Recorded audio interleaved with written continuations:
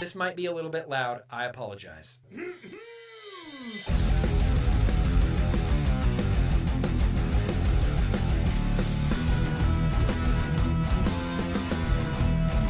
Because Nick told me to. Yeah. Oh, hey!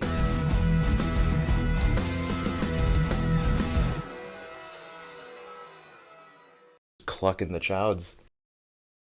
Yeah, just clucking the chowds.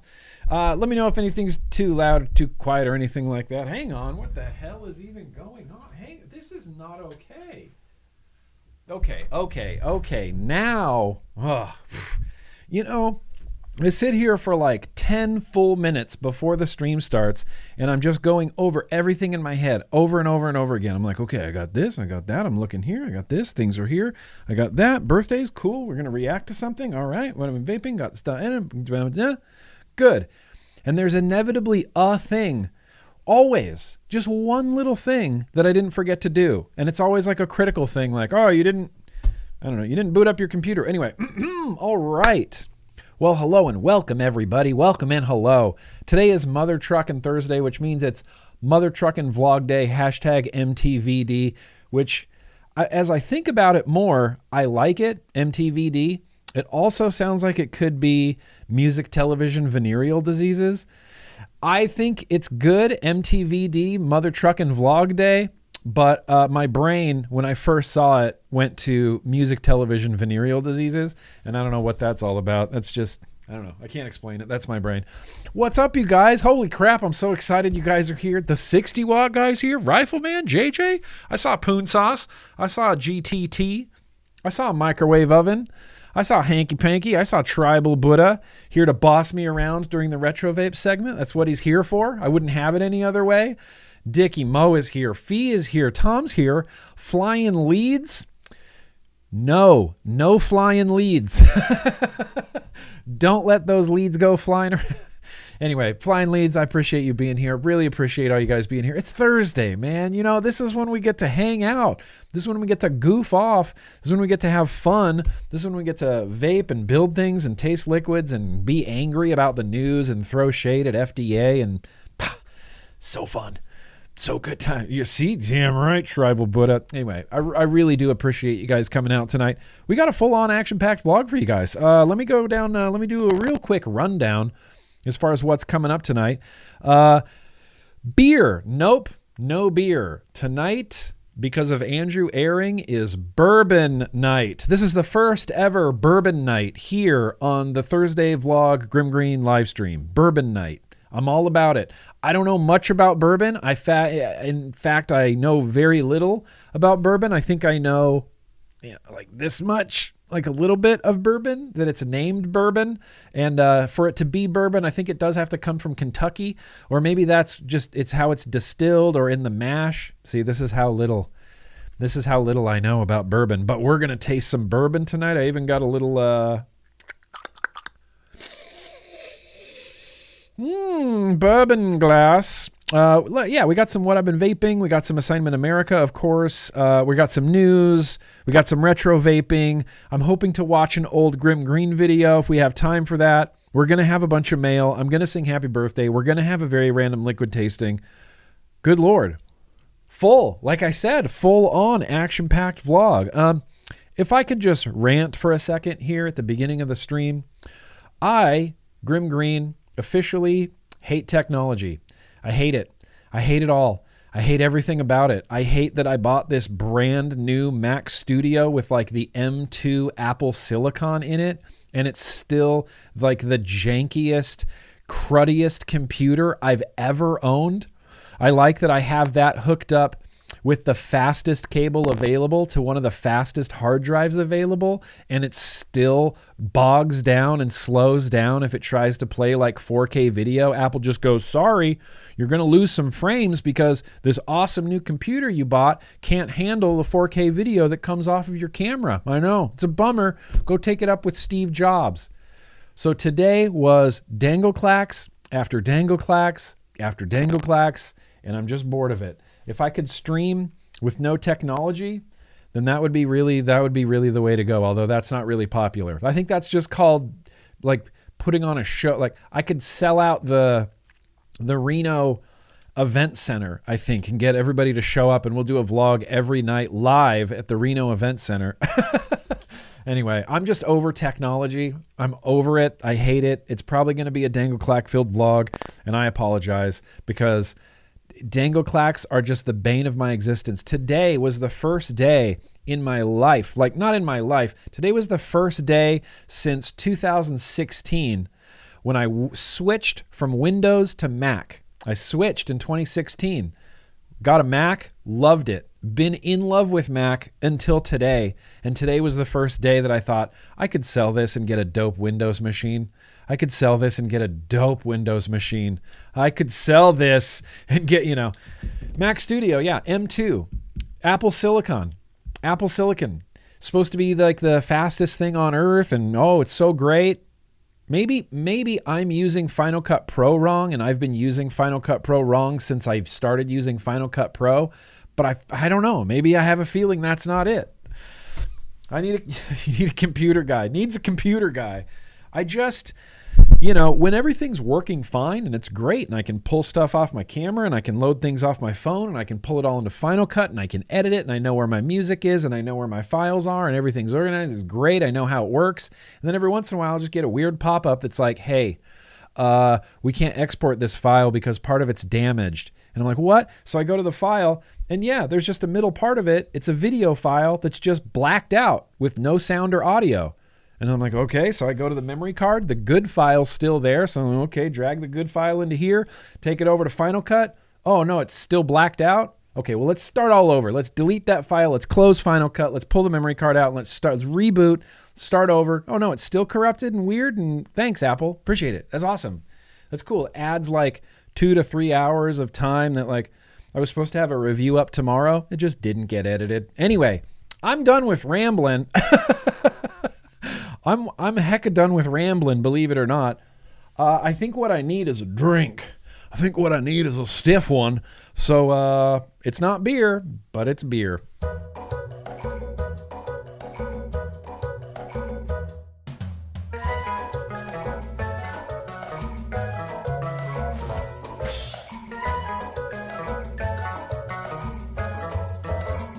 Yeah, Metal Morrissey, you said Windows XP for life. I used to love Windows XP. Windows XP is what I used up until the moment that I suddenly stopped using Windows and bought an iMac and changed my life.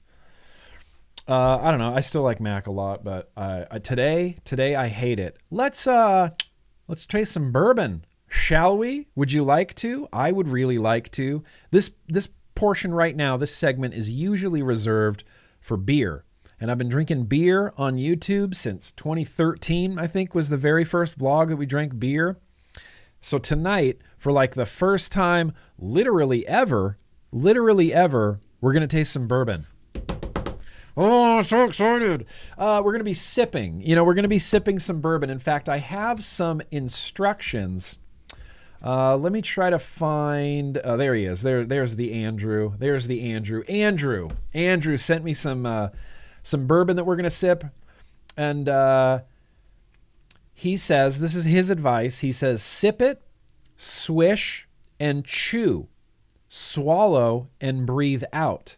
You probably won't be able to say more than if you like it or not, but that's really how everyone starts when it comes to nosing or smelling. Start about 6 inches away from your nose and bring it in. Do both nostrils. One's always better than the other. Don't be discouraged if you don't get a bunch of flavor notes. It takes time and experience and focused effort to pick things out like that. Professionals, blah, blah, blah. Give it about a year or two into the hobby. He says, I'm about a year or two into the hobby and I get super excited if I can pick out more than like 2 flavor notes.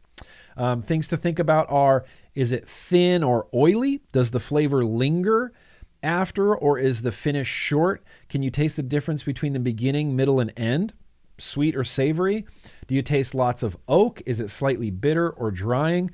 These are just some examples of what I've heard people tell me to focus on. Treat it like a beer, other than the swish, chew, and breathe out part after swallowing. Seriously, those 3 are huge in helping make your brain ignore the ethanol and works on most liquors. Okay, swish, chew, breathe out. Sip, swish, chew. Sip, swish, chew. Yeah, just shoot it. Just chug it. Just prime your chug muscles and get pouring. Pour it down your gullet. Prime those chug muscles. And so what Andrew Ehring did was make this awesome and fun. And so I'm going to just randomly pick out like 1 through 11 of what I'm going to taste. In fact, you know what? No, let's be biased. Let's start with the bourbon of the beast, you know? Let's start with the bourbon of the beast. We're going to start with number 6. These are, I believe, his flavor notes. And so we're going to, oh shoot. This is serious. This is serious, some serious bourbon action right here. Okay, there's number 10. Number 4. Ah, there it is. Good old number 6. The bourbon of the beast. Pow. I'm really excited about this. I'm really, really very excited about this. Should I drink this whole thing, Andrew Ehring, tonight? Is that too much? That's too much. I could sip this over the course of the vlog. Well, Tribal Buddha, you can not chew it all you want, but that's how you get the real flavors and, you know, tannins and the such as, I believe. Okay. Don't know what I'm doing, so let's pour this. I guess all of it? Yeah, let's just look at that. That's okay. When it portions out, it's not excessive, is it? Am I supposed to swirl it around, Andrew? I don't know if I'm supposed to do this. I've just seen other fancier people do things like this, where they swish, you know, they stir it around a little bit. Gonna mix it with some RC Cola. Yeah. Gonna mix it with some Jolt Cola. Get all jacked up on caffeine. All right. Well, listen, I don't know exactly what I'm doing, so we're just gonna go for this. I'm not supposed to be doing that? Okay. Janine's like, no, you're not supposed to be swirling it around like that. Okay. Here we go. I don't know exactly what this is other than it's bourbon, so let's do some smelling.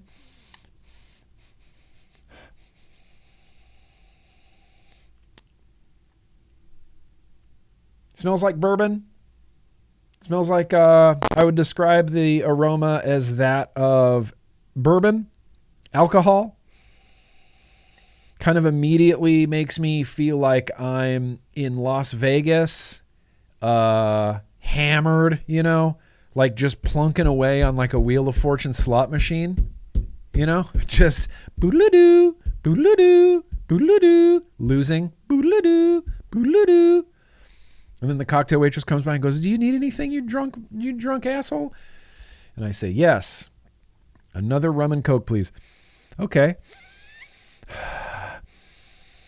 Tannins, you know, I don't know, vapors, coils. I just made that up off the top of my head. It was pretty convincing though, right? It was pretty convincing. Tannins, I think, is a thing, but I don't know if I'm using it correctly, and I don't know if it's a thing that's related directly to bourbon or not. I've just heard people use the terminology tannins.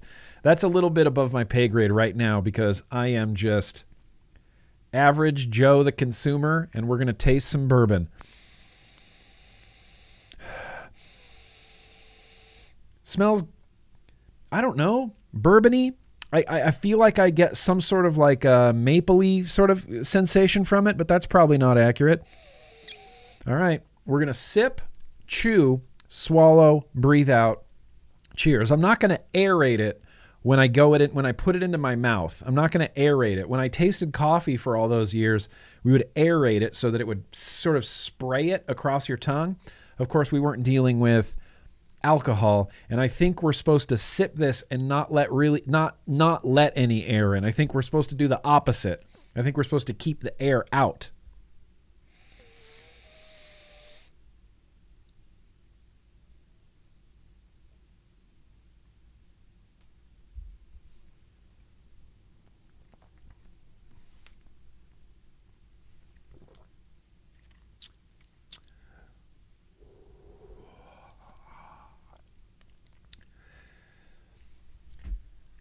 Yowza.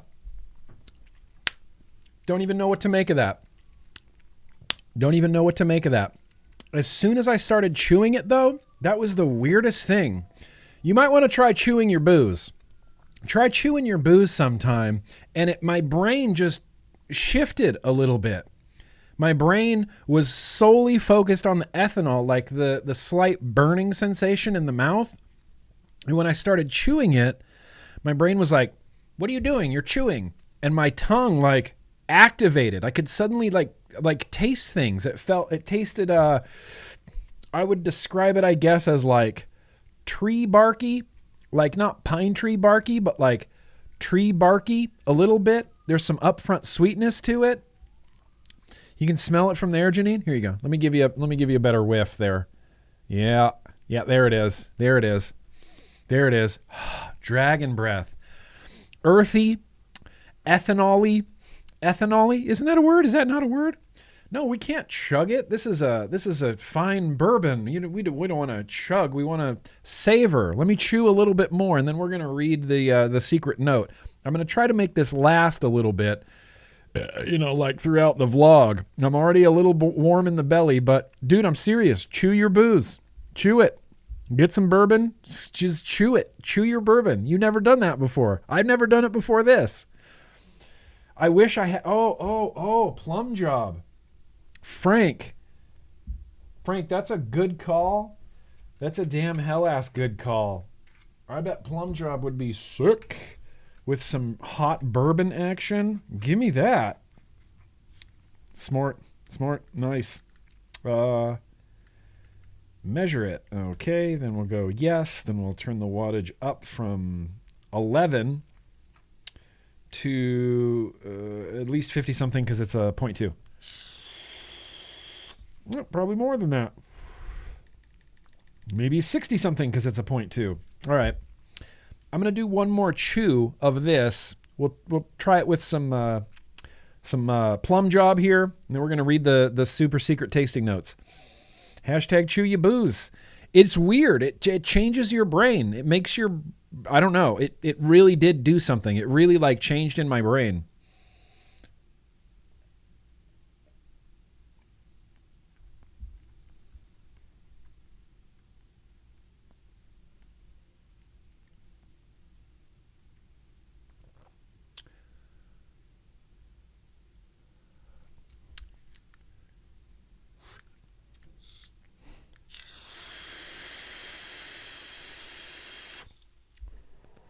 Look, plum job kind of pairs with it all. Plum job kind of pairs with everything.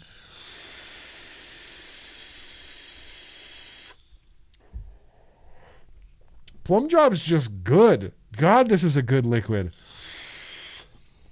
Beecher Howard, you tell me you drink your bourbon with your pinky down? Lame.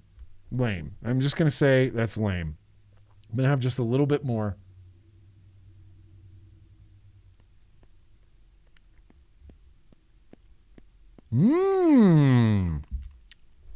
It's not throaty. I mean, I get a little bit of alcohol burn from it. I wouldn't say it's oily. Like, I'm trying to think of the things Andrew said. I don't think it's oily. It does. Okay, let's see. So this is E.H. Taylor Small Batch, 100 proof. Woo! Here we go. That's why my lips are tingling. That's why the lips are tingling. Just a damn good bourbon, he says. The history story of E.H. Taylor is absolutely fascinating and worth looking into if you're interested in it. If you're interested in American history or whiskey, the E.H. Taylor story is definitely one of my favorites, and so is this bourbon. Just a good damn-ass bourbon. All right, hang on. E.H. Taylor Small Batch. Let's see if I can get some more tasting notes on this bourbon. Let's see, E.H. Taylor. Oh, it's from the Buffalo Trace Distillery. Buffalo Trace Distillery. I like that. Non-dark mode websites. Yeah. Innovative. Still. Yep. Character. Yep. Bourbon. Sippin' bourbon. They say this is a true sippin' bourbon. Tastes of caramel corn. Oh, mingled with butterscotch and licorice. Okay, well, I didn't get that. It does say subtle spices of pepper and tobacco, which that might explain why it paired so well with that plum job. Andrew Ehring, thank you. We're going to continue the bourbon game for the weeks to come because bourbon, because why not? Why would you not want to do bourbon? Of course we want to drink bourbon. Damn hell ass good. Before I do what I've been vaping, I discovered something really weird on YouTube that I didn't realize was a thing. And that is that people can leave you super chats after your live stream has long ended. Long ended. People can give you what's called super thanks, literally on any video. Chew it, bourbon. Chew your bourbon, Viper Coils. Chew it. I'm telling you. I'm telling you, man, chew it. And I didn't know this was a thing. So I kind of wanted to at least like call some of these to attention. I mean, these are old videos. Fire Dude Matt left me some cash just because. Gwildo Zunzak, he left an Australian $3 on my thing with Colin Mendelsohn and Danielle Jones. This person, Roddy Hewitt, just left me $20 on the pods ranked from June. So thank you. Thank you. I didn't know that this was a thing.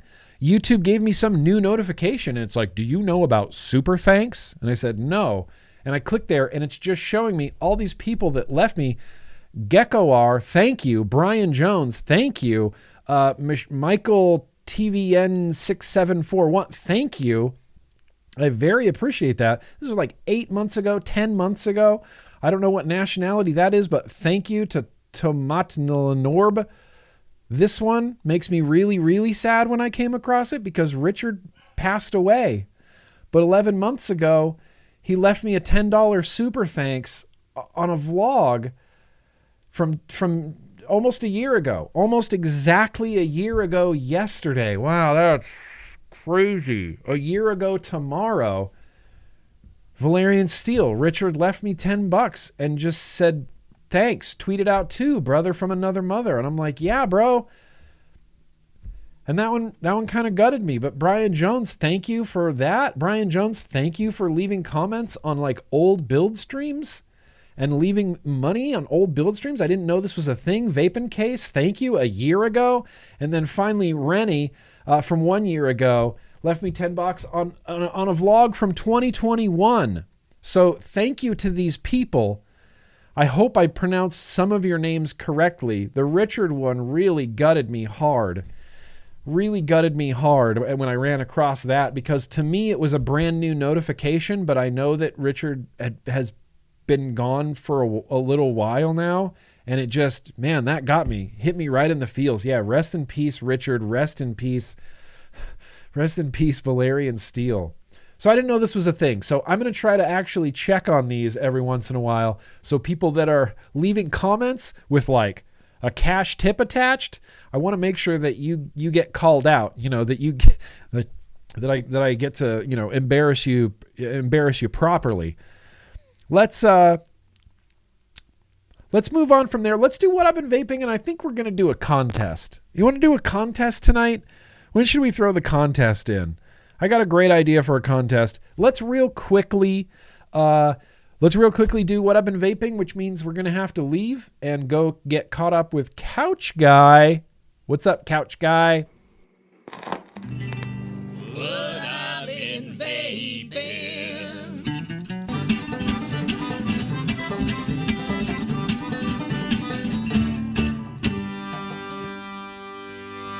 Hey, we did it. We made it back out to the living room. I apologize. It's Thursday morning, so I'm a little bit unkempt and unshaven. But like I said, we made it. We made it out to the living room. First things first, I gotta mention the pocket pod. I always have like a pocket pod. It's been the Cross 3 Nano a lot in recent weeks. Unfortunately, the UL Caliburn G3 has taken over that pocket pod position. I've just been going at this thing nonstop. I love that there's finally like a stick battery pod with a puff counter in it. It vapes like a Caliburn. Full review coming very soon. I really, really want to put those coil heads through their paces. The thing is, there's just not a lot out here. My wife got home yesterday afternoon. So really, this is 1 day's worth of accumulation in the living room. Mouth to lung, It's that Cabello mix combo that, damn it, I just love the hell out of it. Not only is this, I mean, this is far and away the coolest thing I think I've ever put together. The Cabello on the mix with the 2700 battery extension in there from the Reluctant Pancakes. Thank you, Pam. It just looks so slick. This is in mouth to lung mode. I have some of Face Meats, Cheese Your Guava Jelly DIY in here, but busting.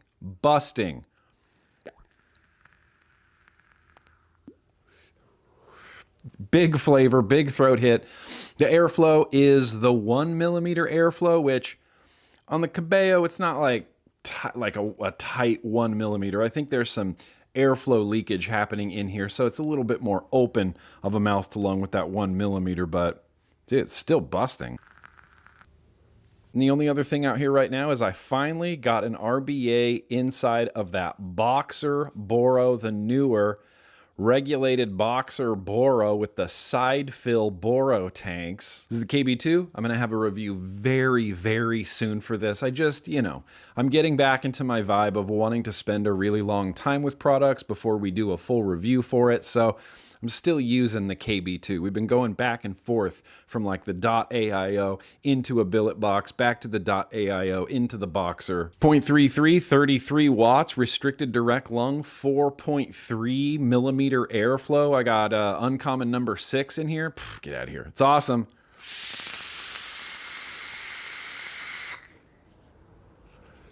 No, that's not number 6.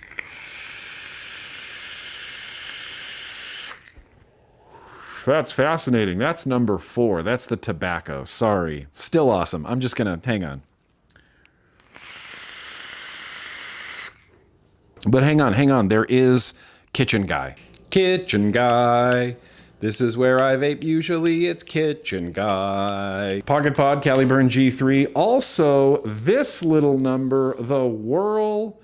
It's not the Whirl S. It's the Whirl something from UL. It's got the, the fidget spinner on it. I think I figured it out, though. I think I figured out what the little spinny thing is for. I'll let everybody know in my review. It's vaping pretty damn okay right now. Set this up on that Tuesday vape fiddle on Twitch. Been using it basically nonstop. It's the Tripod 2 in mouth to lung, and I've been enjoying it. But one of my subscribers, damn it, Tribal Buddha, put a worm in my ear about not really enjoying the mouth to lung from the Tripod 2. So I've been vaping it and evaluating it and vaping it and evaluating it. And I think I get the criticism of the Tripod 2 not being like a spectacular mouth to lung. It's a good mouth to lung, but when I go back and forth between the Tripod 2 and something like the MV, I do notice a big difference in like overall quality, flavor, airflow. And I think it's because the Tripod 2 airflow restrictor is too low underneath the coil. There's a section of tubing beneath the, above the restrictor, but below your coil. And I think that area is what's lending this to not being like a really stellar mouth to lung. And I'm only really like thinking about it and like focusing down on it now because of Tribal Buddha. Look, it's still a pretty damn okay. That's good flavor. That's a good vape. Anyway, mouth to lung nerdiness notwithstanding. Hey, broken RDA on that blue ass Empire. Just love it. Just love this RDA. 45 watts, 0.23, plenty of power, luscious. Strawberry is on the inside. Good Lord, give it to me.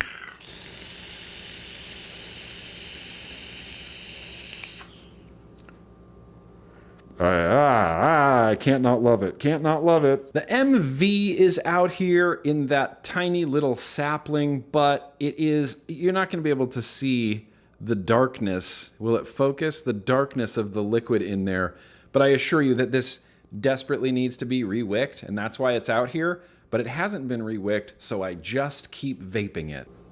And the flavor's bad and the battery's dead. And then lastly, last week, we decided, or rather, you guys taught me that this is the Crown RDA. Crown RDA on top of that 21700 or 2700 rather.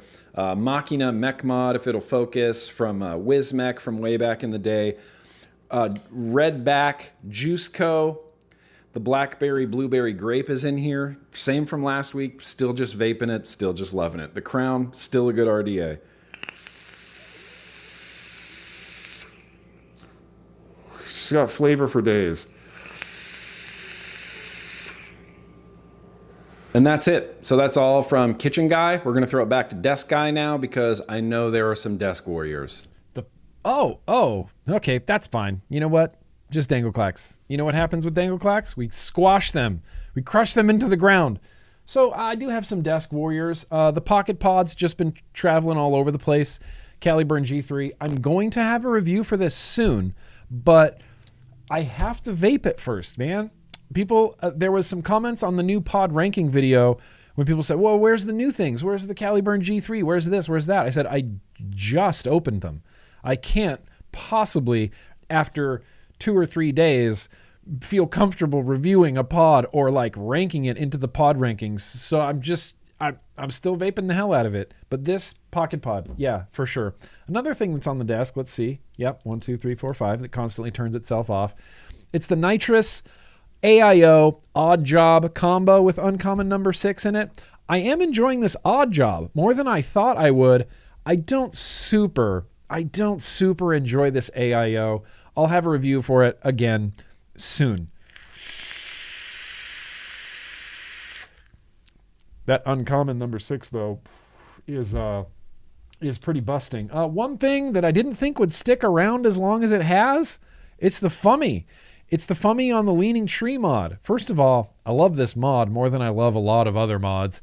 And the Fummy, even though it looks ridiculous, it's got uncommon number 2 in it. Tastes delicious. Vapes awesome. I'm shocked. Just shocked that this RTA is still sticking around.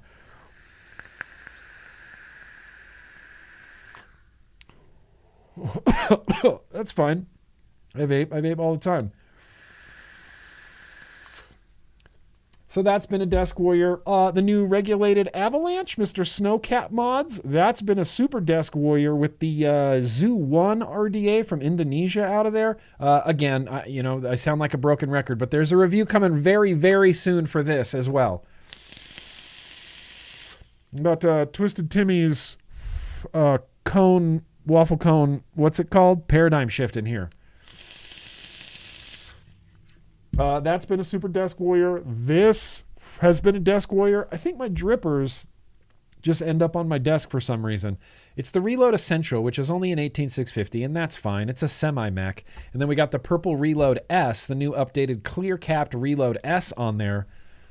This nonsense is awesome. Bottle Violence Georgie. It tastes like a McDonald's ice cream sundae with peanuts on top. It tastes like a McDonald's ice cream sundae with peanuts on top.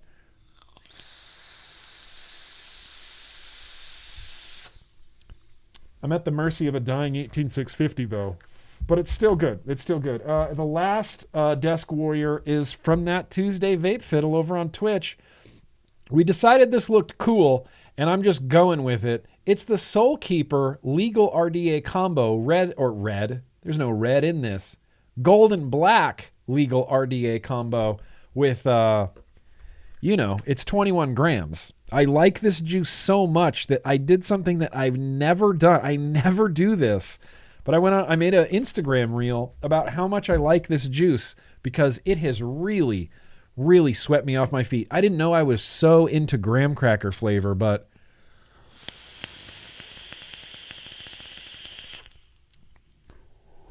I am so into this graham cracker flavor.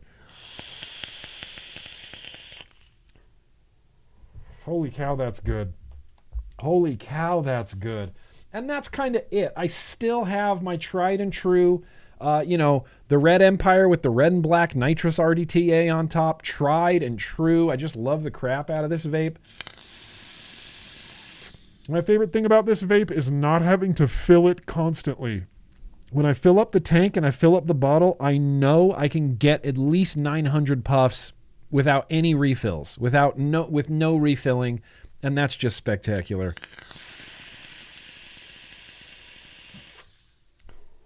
We got Twisted Timmy's in there too, because apparently Twisted Timmy's just taken over my whole life. Just taken over my whole life. That's fine, Twisted Timmy. That's fine. It's a delicious way to have your life taken over.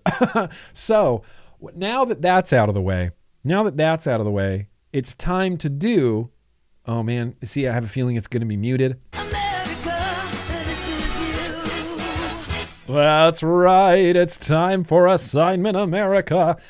Or as we call it over here in this web zone, we call it Assignment Planet Globe. And this is where I just want to see them. I just want to see them. I just want to see your bangers. I want to see your favorite setups. I want to see what you use. I want to see them. Oh, super chats. Maybe we should do super chats first. Yeah, I'm dumb. That's dumb. Let's do super chats first. What am I thinking? Assignment America. Let's do Assignment America later. Super chats. Slater, that's very gracious of you. Slater says, I woke up to my dog dressed like a Jawa stealing off with all my vape gear. He refused to give it back until I gave you money. So here, take it. Yeah, just like that. You know where it goes. Booshku. Save the cotton. Hashtag save the cotton. Hashtag love ya. Hashtag YOYOY love. Slater, bruh. I was talking some trash about you on the Tuesday build stream, and by trash I mean just some excessive compliments, but I feel like you're one of those people that's really too cool to be hanging out with us. You know, I'm glad you do, but I do feel like you're one of those people that might be a little bit too cool to be hanging out with us. But again, thank you, Slater. Very appreciative. Terry, that's very gracious of you, Terry. Love you too. Thank you, Terry. Frank, YOYOY Nick and the cool kids and everyone in the chat. Bump that fist. I was trying to see if I could get the first super chat for this Thursday. Unfortunately, you did not, because Slater wakes up in New Zealand and is the first super chat literally always. Almost always Slater is the very first super chat. It's a scheduling conflict, Frank. It's a scheduling conflict. Chris Kane, that's very gracious of you. Chris Kane doing his first super chat says, hello from Scotland, Grimm. Shifts finally align and lets me watch a live. No replay crew for me this week. Chris. Hell yeah, Chris. Thank you for being here. I like it when replay crew people get to watch live. That's just fun. That's cool. It feels like, you know, it's like when you used to go to high school, like after it was closed and it was like dark and you're like, oh, I shouldn't be here. I'm not normally here during this time, and it feels familiar, but it still feels a little bit weird, like a little bit different. Maybe that's a bad analogy. Metal Morrissey says, hey, buddy, sorry for blowing up your wife's spot yesterday. We don't see people in our industry in the wild very much. Just goes to how far your influence spread. I mean, yeah, and don't even worry. Don't even trip. Yeah, here's the thing about people that work in the concert business is you can't get them to shut up about working in the concert business. You just can't. I love my wife more than most any humans on earth ever. Sorry, I have a severe bias towards my wife, and I love her into the ground, and I will sit and listen to work stories, but work stories from the music industry, I just don't need to hear it anymore. I could have just left you and her to talk about like settlement and, concert industry stuff, music business stuff. All good, Metal Morrissey. All good. And honestly, I like that. I like it. Like, I like it when my patrons get to meet and get to know my wife a little bit. I keep her pretty secret. You know, she really only gets to hang out with the Patreons. But it's cool. Like, she was instantly like, whoa, holy shit, do I know you? Like, she just took over the conversation and was like, I want to talk to Metal Morrissey. And she came in later. I'll have you know, Metal Morrissey. She came in later after the patron stream and was like, what's Metal Morrissey's name? What's Metal Morrissey's name? Do I really know this guy? She did a little bit of a deep dive. I'm not saying you should be weirded out or anything, but I'm saying that's just what happened. That's just facts that just happened. All good, Metal Morrissey. All good, bro.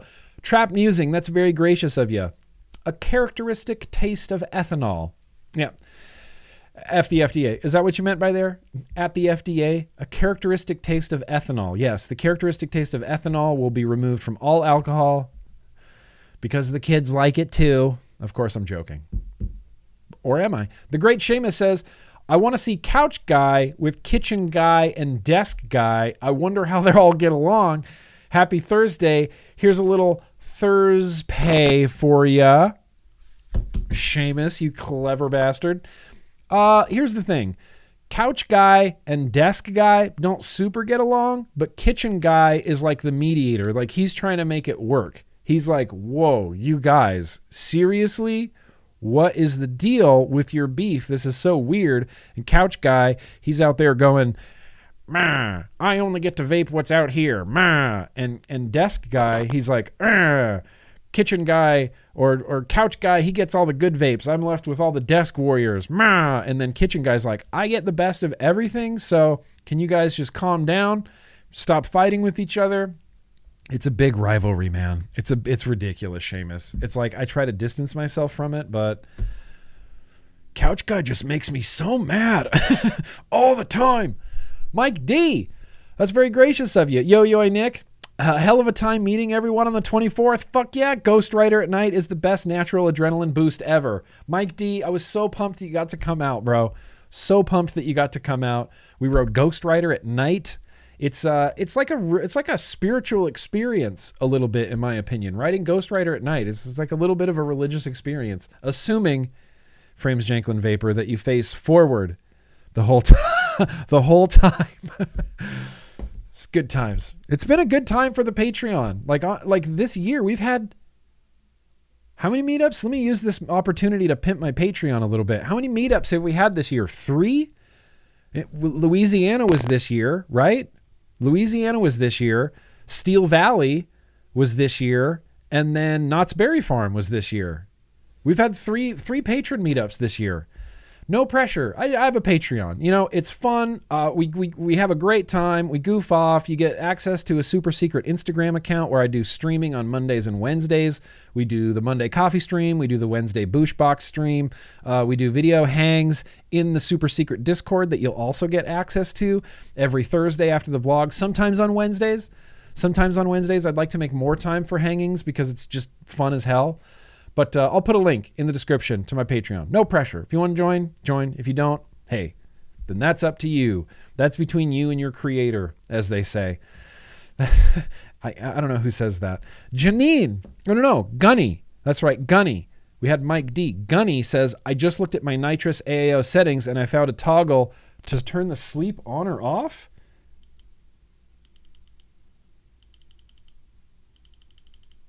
All I can do is turn it on or off. How do you get to the settings? Hang on. I haven't, nope. Oh, here we go. What? No, I can't. This just says normal, hard, soft, voltage, bypass, or puff. Are you just messing with me, Gunny? Are you messing with me right now? Is it a 2-click? It's not a 3, 4, or 5 click because that'll turn it off. Okay, well, I'm going to have to look into that. And, pardon me, that was a bourbon burp. I feel like Gunny might just be messing with me, but that's okay. Janine, that's very gracious of you. Here's a little something to buy the first round of bourbon next time I'm in LA. Not sure you'll like it, so get to... Not sure you like it, so get to. Janine, hell yeah. Next time you're in LA, I'm buying bourbons. I'm buying bourbon for the whole lot of us. Advocate for Liberty, Tim. Planets Align. A King is Born. Dodge Swinger. 1973. Are you trying to quote clutch at me? Are you trying to quote clutch at me? Tim, I appreciate it. At least it's not Guar this time. Appreciate you, Tim. Listen to more clutch. That's your homework. SVK Vape says, hey, love you, bro, and chat. Question. I have time, but flying to my hometown, Philly, what do you suggest as far as devices? Thank you. I usually fly with pods, or I will, if I fly with something like a billet box or an RDA, I just clean it out and don't bother setting it up until I get to my destination, and then I'll screw down the atomizer and wick everything up and fill up a bottle or whatever I need to do. I fly with the Cross 3. It works pretty well. I gave my wife one of these Caliburn G3s. She just flew to and from Prague and said that it didn't leak in the plane on any of her flights. I can't verify this. I mean, I trust my wife. I have no reason not to. You know, she should be telling me the truth. I'm assuming if it didn't leak, it didn't leak. But yeah, I guess my big one is just, I try to empty everything before I get on the flight. Like if I'm flying with a sub tank, I empty it. If I'm flying with a pod, I'll like flick all the liquid out of it to prevent it from, you know, flooding a little bit. For the flight itself, snooze, baby. Get yourself some snooze, get yourself some Zyn pouches or some, you know, tobacco-free nicotine pouches for the plane. There's nothing better. Nothing. Not a damn thing. Not a damn thing better than that. Not a damn thing. All right. Well, damn. Got through some super chats. I think it's time to see what now use guys have been vaping. You want to hear it again? I kind of want to hear it again. Just takes me back. Takes me back in time. I'm suddenly sitting on the couch with my brother watching America's Funniest Home Videos. We call that Assignment Planet Globe over here, and we got a few of them that we're going to do tonight. First things first, we got Big Harlem right out of the gate. Yo-yo to you, Big Harlem.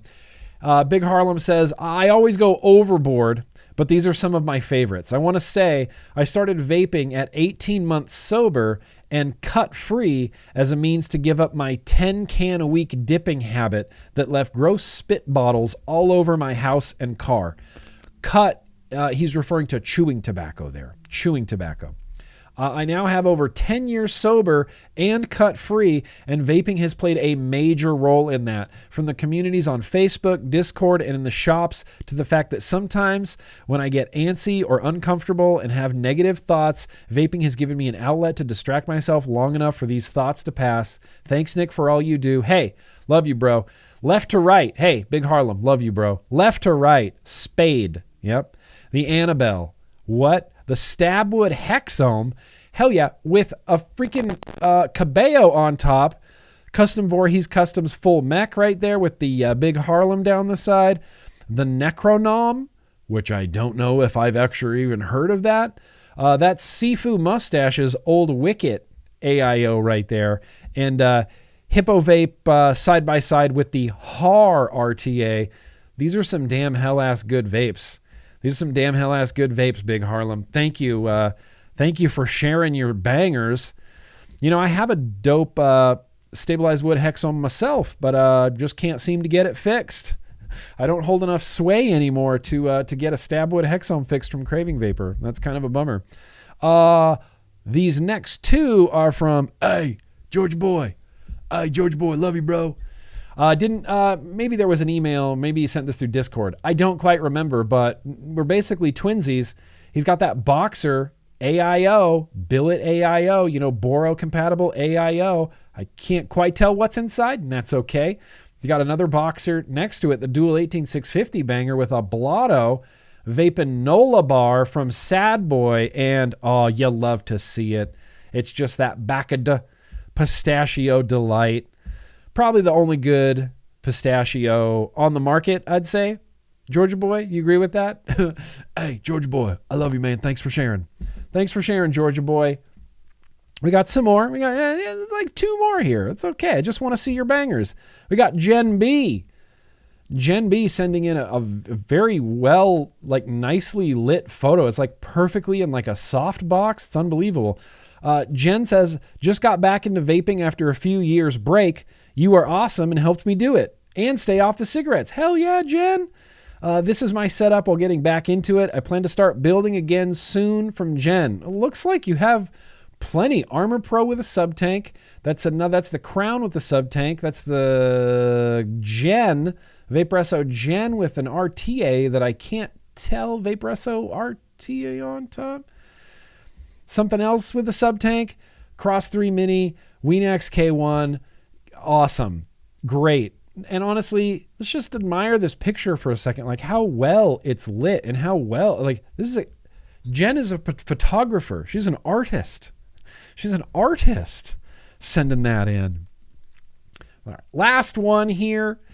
I'm going to call him Matthew, but he goes by Matty. Matty. I think Matty sent these in. Yeah. He says, hey dude, just want to show you some love. You a quirky fuck, and I love it. I'll take that as a compliment. No end to the entertainment. These are a couple of my bangers I've been rocking lately. Loving this line from out here in Australia. Also loving my comp life, so I'm showing off some heat. Keep it quirky, Grimm's Lord Greenwich. Yes, Grimm's Lord Greenwich. Yes, thank you, Matty. Thank you, and you keep it classy as well. You keep it wacky. You keep it quirky.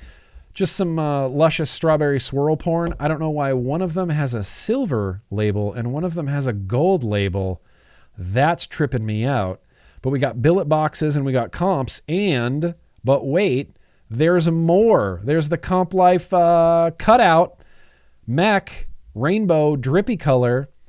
And it's just, it's kind of inspiring, honestly, to have an Assignment America from Australia where they have not the worst vape regulations in the country, in the world, but some of the worst vape regulations in the world are in Australia. So getting an Assignment America from Australia, look, there's no way around it. That's inspiring. That's just inspiring. You know what I mean? You know what I mean? Let's see. We're about an hour in. I feel like that's a pretty okay time to have a little contest. Let me tell you, GTT. Was it GTT? Still haven't found my recoil. I haven't found it, GTT. I haven't found it. And yet, the 60 watt guy in the chat, the luscious strawberry, get out of here. It is good. It's one of the best liquid lines I've had in recent memory.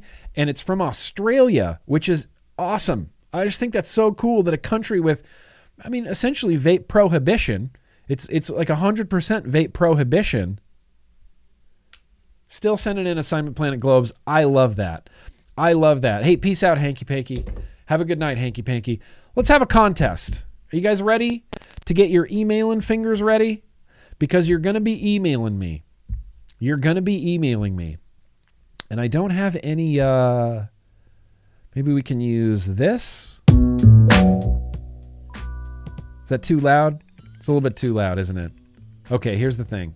Yeah, Al Gore, I know. It's not just crazy in Australia. It is bonkers. Wayne, caught alive. Hell yeah. Dude, you're just in time for a contest. The contest involves winning this. This is a small flat rate box. Nothing fancy. I'm not about to do a magic trick or anything. Or am I? Weird. Forgot. Small flat rate box with as many things as I can fit inside of a small flat rate box, and I'll just send it to you, and just, that's it. You won the contest.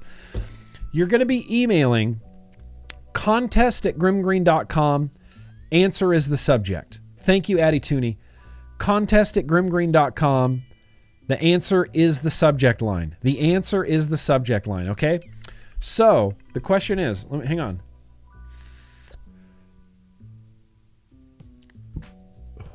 The Caliburn G3 has a puff counter on it. I have been using this Caliburn G3 for 8 days. Okay? 8 days.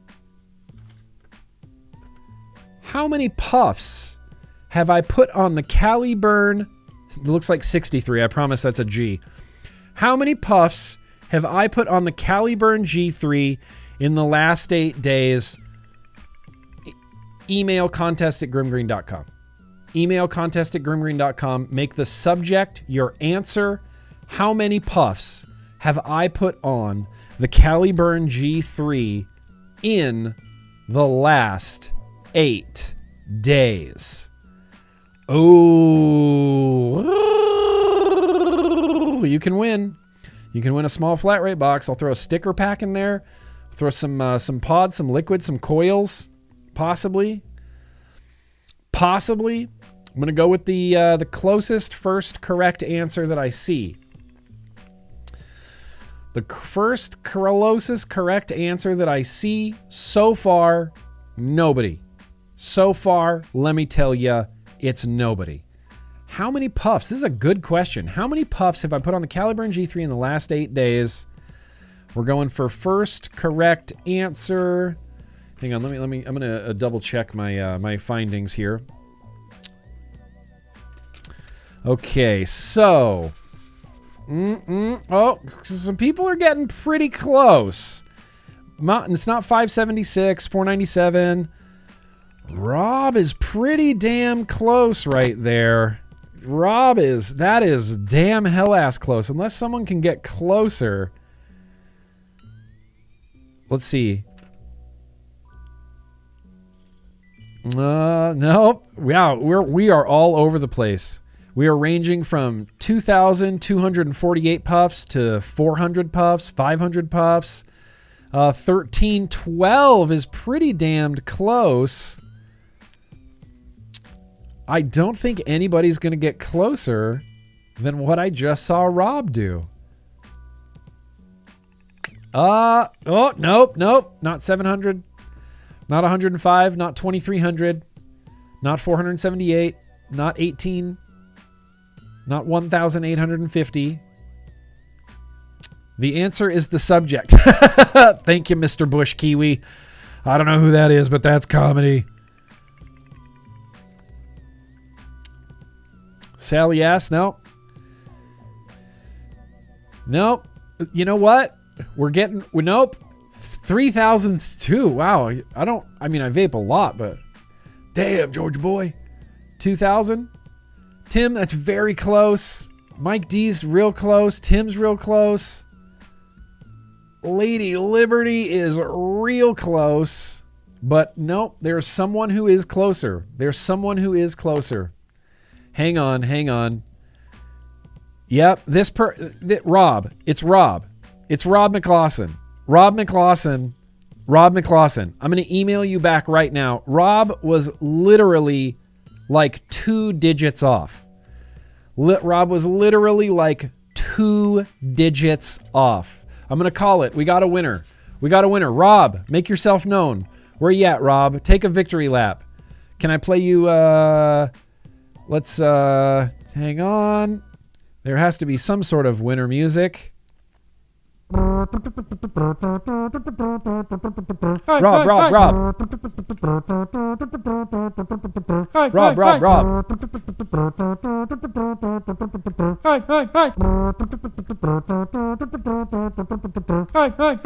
Damn, Rob, you got damn hell ass close. You got damn hell ass close. His guess was 1376. And I have 1374 toots on this. I've already reset the puff counter once, so that was 1,000. So we're past 1,000, and we're at 1374.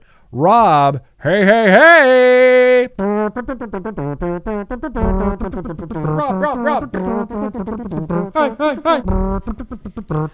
Good on you, Rob. Well done. Congratulations, Rob. Let's go, Rob. I don't know what that was. I shouldn't have done that. Let's go, Rob. In fact, we're gonna tape this to the inside of this box right now, so it doesn't get lost anywhere. Yeah. Gonna keep this taped in here when I fill it up, so you can get the note, you can get everything. Congratulations, Rob. I emailed you back. I just need a picture of your photo ID and an address, and then Boosh 9000. Rob, that was a damn good guess, like right out of the gate. He's like 1376. And I look down, I'm like 1374. Holy shit, I don't think anybody's getting closer than that. 1376. You did it. Hell yeah. Good job, Rob. Say, you love Guar. Why don't you join the band? So there we go. Now that was one Boosh box for the vlog. We keep the rest of the Boosh boxes over on the Instagram account there. Let's try to get. We need to get up to Rob's number.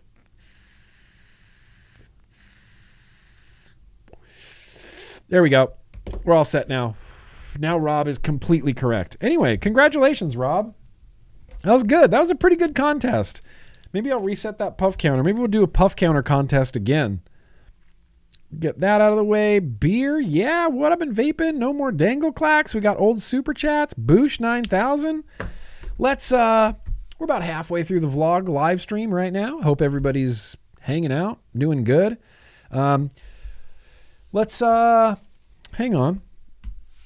I did have a poll going in the chat there about cigarettes getting banned, you see, because the UK is trying to ban some cigarettes. And I don't like that so many people said, yes, cigarettes should be banned. Cigarettes, I mean, listen, everyone is free to believe, think, whatever they want. I'm not here to try to change your worldview, but I'm going to dump my worldview on top of you. Yeah, yep, that's it. I agree with this person. I'm a libertarian. Cigarettes shouldn't be banned, but governments should be banned from controlling them. Yes. Holy yes. All the yes. 1,000 yes. The government's only job in tobacco control should be to communicate to you the relative risks of every product and then let us, free Americans, decide for ourselves what we do and don't want to poison our body with. That's just where I stand. Cigarettes, thankfully, will never be banned in the United States of America, but they're kind of trying to ban them in the United Kingdom. And it's weird and creepy and really like authoritarian and kind of, I was hoping that this day would never come where they entertain the idea of banning cigarettes. I had a feeling that it was just a matter of time before they realize, oh, well, we can eliminate smoking with vaping. You know, why don't we just ban cigarettes? I think it's a terrible idea because it's a basic, this is a nonpartisan, not libertarian, not a Republican talking point, not a Democrat talking point.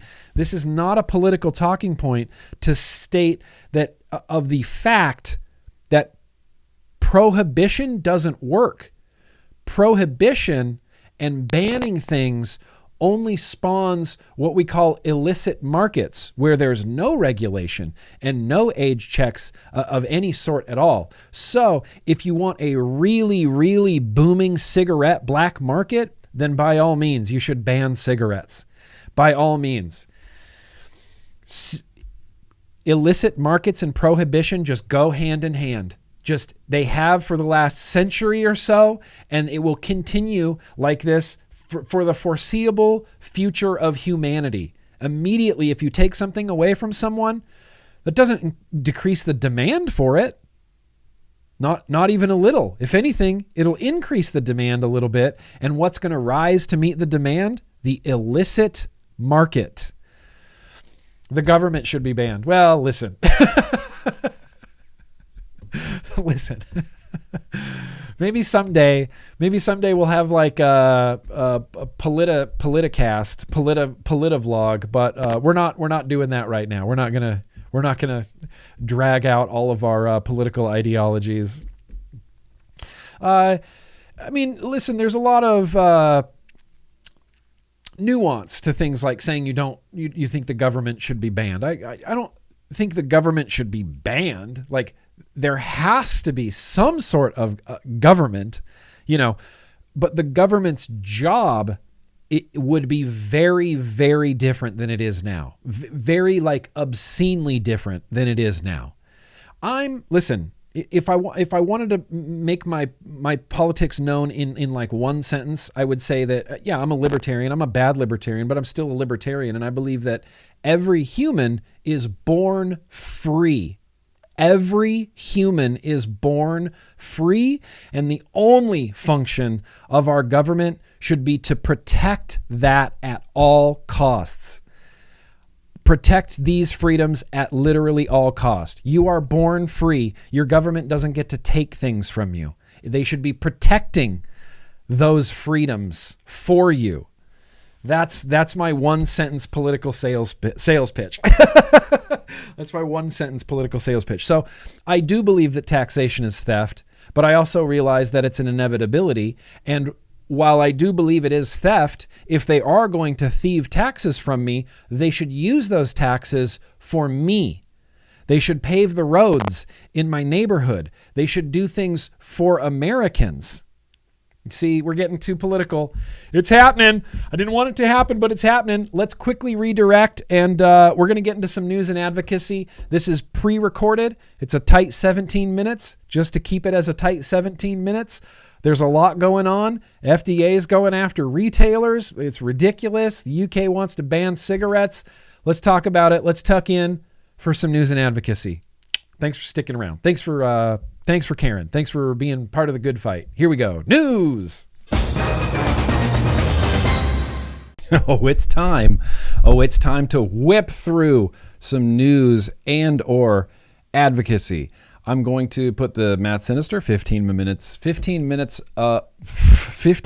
memorial news and advocacy timer on the screen right now while I tell you to freaking join CASA. I'm not going to ever shut up about CASA. CASA is our consumer organization. If you are a consumer of nicotine, a consumer of vapor products, CASA, you just join. They send you calls to actions if anything's going down in your state or local area.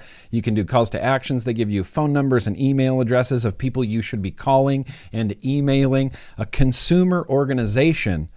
I don't even mind that it's all over my face right now. A consumer organization is only as strong as the consumers who back it, and we need to back CASA. They've done so much good. They have done so much good, and they're going to continue to do so much good. One more time? That's right. Please join CASA. Okay, so another thing I wanted to talk about.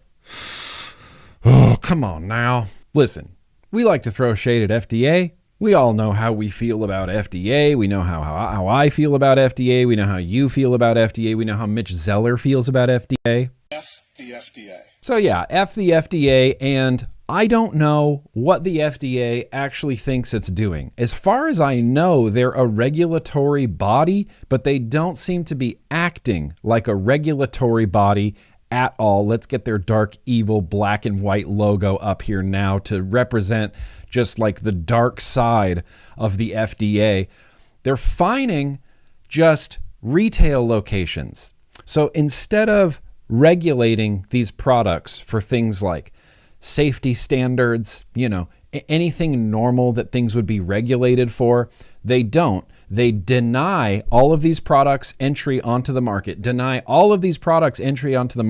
and then enforce on retail locations for selling the products that FDA didn't authorize onto the market. Is this the best use of FDA's energy, of FDA's time, of FDA's money, which is, some of our tax dollars at least? I know they get funded by user fees and lots of other things. FDA has announced, reading right now, Jim McDonald, the great Jim McDonald, Vaping 360. The FDA has announced it will seek fines from 22 retail stores for selling unauthorized vaping products after previously receiving warning letters for the same offense. The agency also just announced 168 new warning letters issued to brick and mortar stores caught selling unauthorized disposable vapes during their recent inspections. So instead of spending time, money, and energy regulating e-cigs and vapor products for safety, FDA is spending their time, energy, and money enforcing randomly on 22 retail locations and wrote up another 168 new warning letters. I did a little bit of research on this, and according to the CDC, the Centers for Disease Control, which I feel like the FDA and CDC should be talking to each other, or at least bouncing some ideas off of each other, but that doesn't seem to matter because according to the CDC, there are 380,000 tobacco retailers in the United States of America. 380,000 tobacco retailers, and the great FDA is choosing to just enforce on 22 22 of these retailers and sent out another 168 letters. Meanwhile, 350,000 other tobacco retailers in the United States are probably all selling tobacco and cigarettes and cigars and unauthorized vapes and unauthorized disposables. And FDA could again solve this problem by regulating these things. But it seems like they just don't want to. It seems like they want to be like the enforcement, not on our watch. FDA doesn't allow these on the market, and so we're going to go after every retail establishment that we have to in order to stop these products from being on the market. I know we could just regulate them, but we would rather play enforcement police on small tobacco retailers. Fining 22 stores? Fining 22 stores. I'm trying to think of like a good analogy right now. Hang on, I have time. We're not live yet. Okay, I can't. I don't have a good analogy, but does fining 22 stores out of 380,000 tobacco locations across the United States feel like that's making a big dent in literally anything? Can FDA just go to bed at night going, yep, we're doing a bang up job of keeping these disposables out of the hands of kids. Do you see what we did to those 22 stores? Only 378,000 left to go. I was wrong though. I'm gonna have to change my thumbnail because they weren't going after vape shops. Apparently none of these were dedicated vape shops. According to Jim, he says almost all of today's FDA actions address disposable vape sales at convenience stores and gas stations. None of the stores facing these fines are dedicated vape shops, and just a handful of the stores receiving warning letters appear to be vape shops. None of the violations appear to involve sales to underage buyers. Their only offense is stocking the illicit disposable that FDA says won't help you quit smoking, even though it will, because they've authorized very similar products. FDA just has to be in control. I feel like all this comes down to they just want to be in control of the whole market. They want to pick the winners and losers. So I'll have a link to that down in the description. FDA has been doing a lot of good, a lot of regulatory whack-a-mole, sort of just stopping some random products here and there, or like stopping some Elf Bar shipments at the border, enforcing on 22 retail locations. It would be like hiring someone to paint your house and then saying, we're going to be gone for a week on vacation. You can just be here, paint the house at your own speed. Get done by the time we get home. And then when you get home, they've painted like the door. And then the painter guy says, we're making real good progress. We're making really good progress. Painted this whole door. Okay, still a bad analogy. American Lung. Let's get FDA out of here. Yeah, let's get American Lung up here. American Lung Association. Fighting for air. American Lung Association used to be very, very concerned with the death and disease from tobacco smoking. They used to be all about not wanting Americans to get lung cancer. And now it seems to be that American Lung is all about desiring the federal government and our FDA to lie to every American smoker in the country. I did a whole video about this, and it's insane, but there was some more recent information and some recent reactions to this that I didn't get to include in that video. Kim Skip Murray did a great piece on the American Lung Association for Filter Magazine, and she managed to get some reactions by health professionals to the American Lung Association's desire to lie to Americans. Professor Michael Siegel at the Tufts University School of Medicine, we've talked about Mike Siegel a lot. Michael Siegel has been in the corner of vaping and harm reduction since the very beginning. He's the one who yelled at Meredith Berkman from PAVE on the news, like on TV, and it was a glorious, glorious thing. But Michael Siegel, Tufts University School of Medicine, considers the American Lung Association's call to hide the truth from the public as damaging a recommendation as I have ever supposedly seen from a public health organization. I messed that all up, so let's read it again. As damaging a recommendation as I have ever seen from a supposed public health organization, I must condemn it in the strongest terms. This is someone who's been dealing with cigarette and tobacco addiction his entire life. And he's calling out the American Lung Association. But wait, there's more. Brad Radu, professor of medicine at the University of Louisville, is so appalled by the ALA's recommendation that he encourages potential donors to send your charitable contributions elsewhere. Brad Radu, again, has been working in tobacco addiction and tobacco harm reduction for essentially his entire life. He's a professor of medicine at the University of Louisville, and he's appalled by ALA. In the United Kingdom, which we're going to talk about the United Kingdom in a second, because the United Kingdom is slipping a little bit from its position of like the golden land of vaping, like the golden protectors of vaping. But the United Kingdom's Lung Association, which they call the Asthma and Lung UK, says that e-cigarettes are a relatively new stop smoking tool, but if used correctly, they represent a huge opportunity to reduce the harms by smoking. American Lung Association doesn't want Americans to know about that. The British Lung Foundation tells people who smoke that swapping cigarettes for an e-cig can improve your symptoms of lung conditions like asthma and COPD.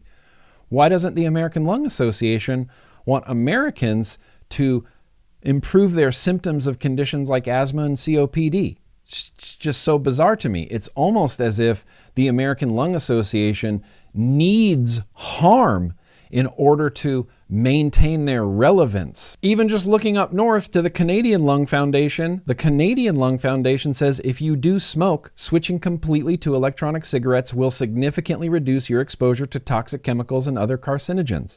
So we have the British Lung Foundation endorsing vaping tobacco or vaping e-cigarettes for harm reduction. We have the Asthma Lung UK Association endorsing vaping and e-cigarettes for tobacco harm reduction. We have the Canadian Lung and Health Foundation endorsing vaping and e-cigarettes for quitting smoking and tobacco harm reduction. But we have the American Lung Association telling the FDA to lie to Americans, tell them that vaping is just as dangerous as smoking cigarettes, tell them that there's no evidence that these products will help them quit smoking.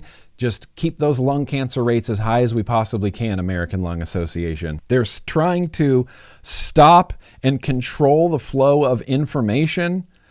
That's some weird ass like Cold War, Iron Curtain, Soviet Union kind of shit, ALA. I'll put a link in the description, and I don't want their logo up here any longer than it needs to be. And I guess the last thing I wanted to mention, I put a poll in the chat that may still be going right now, but the UK, finally, we're going to end here on the UK.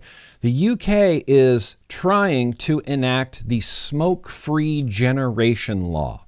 They're taking some cues from New Zealand, who did this a number of years ago, but the idea is basically they're going to essentially ban cigarettes. They're going to eventually ban cigarettes. And I know for some reason there's going to be people watching this, and maybe in a live chat right now, they're going to go, who cares? Don't care. Let's ban cigarettes. No. No. As an American, there's that libertarian freedom streak in me that goes, it's my right. I can poison my body if I want to. It's not the government's job to protect me from poisoning my own body. I can eat McDonald's for every meal, drink a fifth of Jack Daniels for every drink that I have, and you don't get to stop me. I can make every breath an inhaled cigarette breath, and you don't get to stop me. So once again, reading from Vaping 360, Jim McDonald, the smoke-free generation plan proposed today would prevent anyone born after January 1st, 2009 from ever being able to legally buy cigarettes or any tobacco products in England. I don't know if tobacco products includes vapor products and e-cigarettes, but there's a chance it could. And this is something that I have been talking about for a really, really, very, very long time, is we just need to defend these for adult use. That's it, period.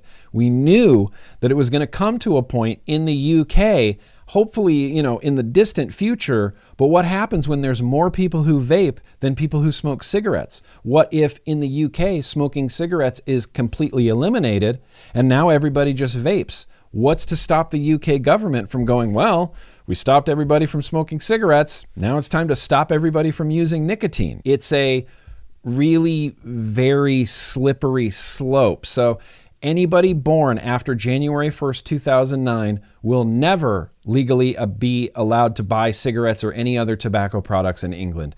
And it's going to continue raising the age, like continue changing the year after year after year after year, so that eventually nobody is legally allowed to buy tobacco products in the UK. New Zealand has done this and Singapore has done this. Singapore did this in 2012. And today in Singapore, it is legal for a 23-year-old born on December 31st, 1999 to buy a vaping product, but it is illegal for a 23-year-old born the very next day on January 1st, 2000 to purchase any sort of tobacco or vaping products. UK wants to ban disposables, UK wants to ban combustibles, and they released possible vaping policy changes under this new smoke-free generation law, including restricting vape flavors, regulating packaging and product presentation, regulating point-of-sale displays, restricting the sale of disposable vapes,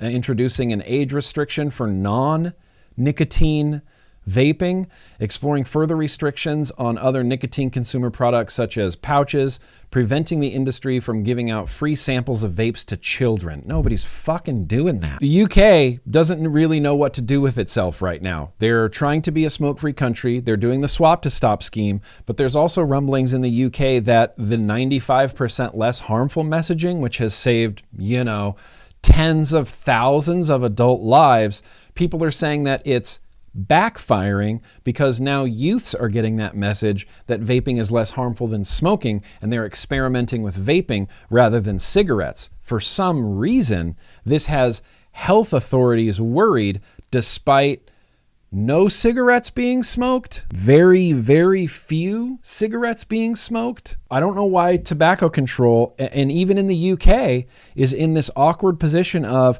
well, how do we tell adult smokers that this is the best product they're ever going to use and it could literally save their life? How do we do that, but also lie to young people and tell them that it's the worst thing they could ever possibly do and it'll just lead them into a lifetime of addiction? I think the solution would be to tell literally everybody the truth and then have some really rigid and standardized product regulations and have some really rigid and standardized age verification systems. It's worked for alcohol basically this whole time. Sure, kids binge drink on levels much, much higher than they experiment with nicotine vaping, but we don't seem to care about that.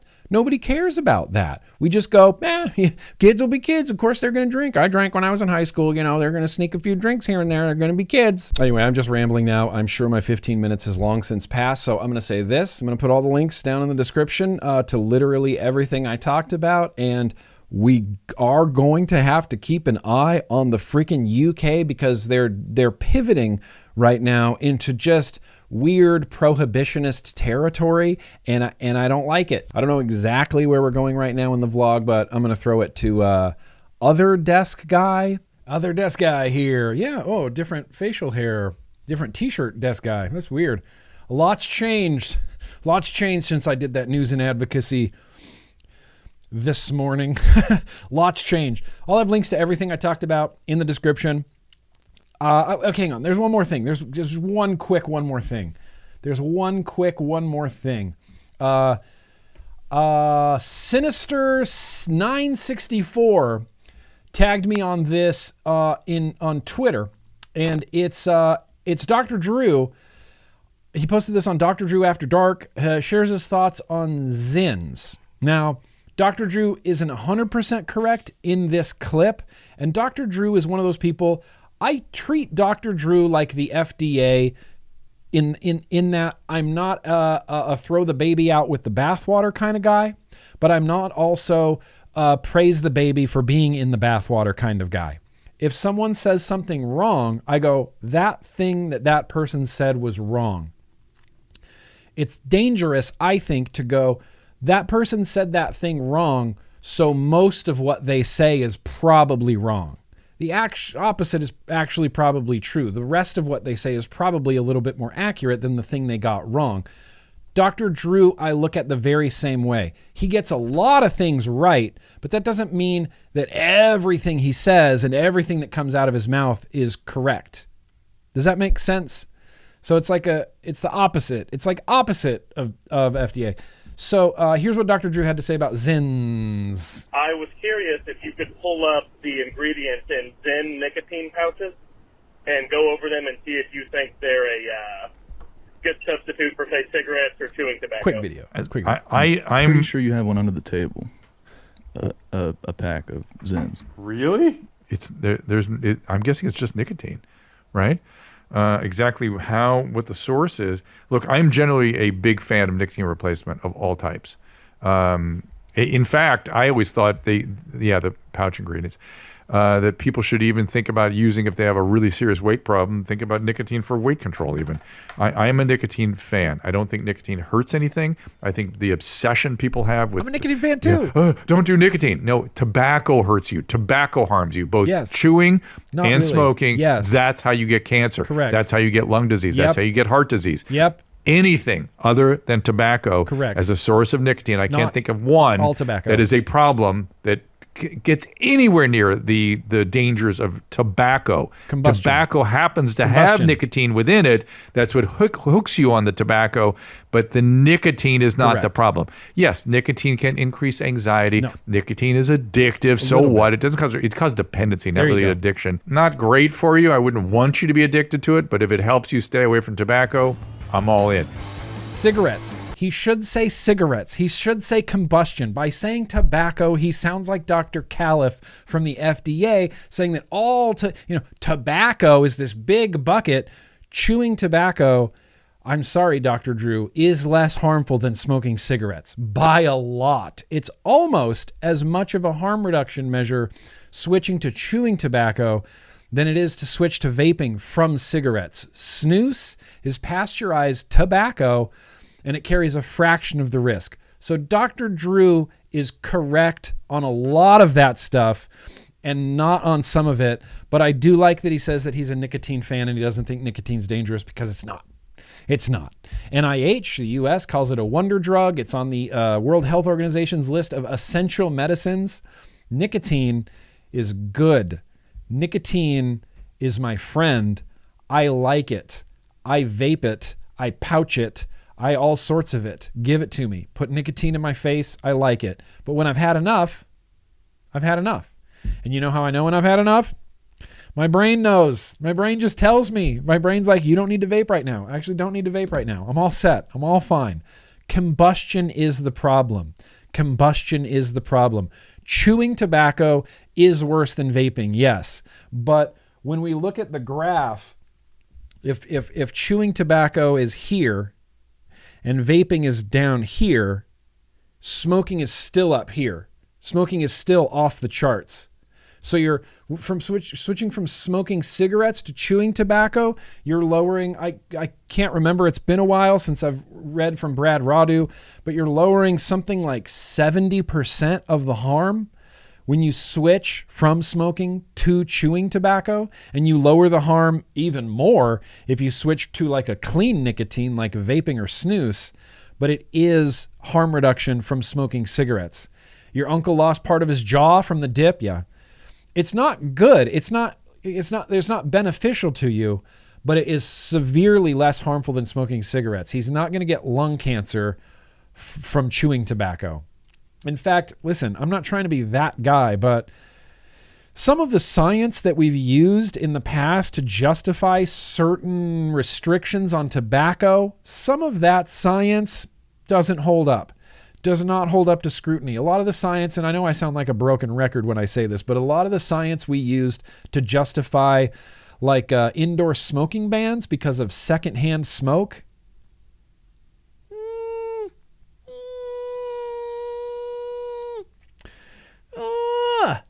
some of that science just doesn't really hold up so much anymore.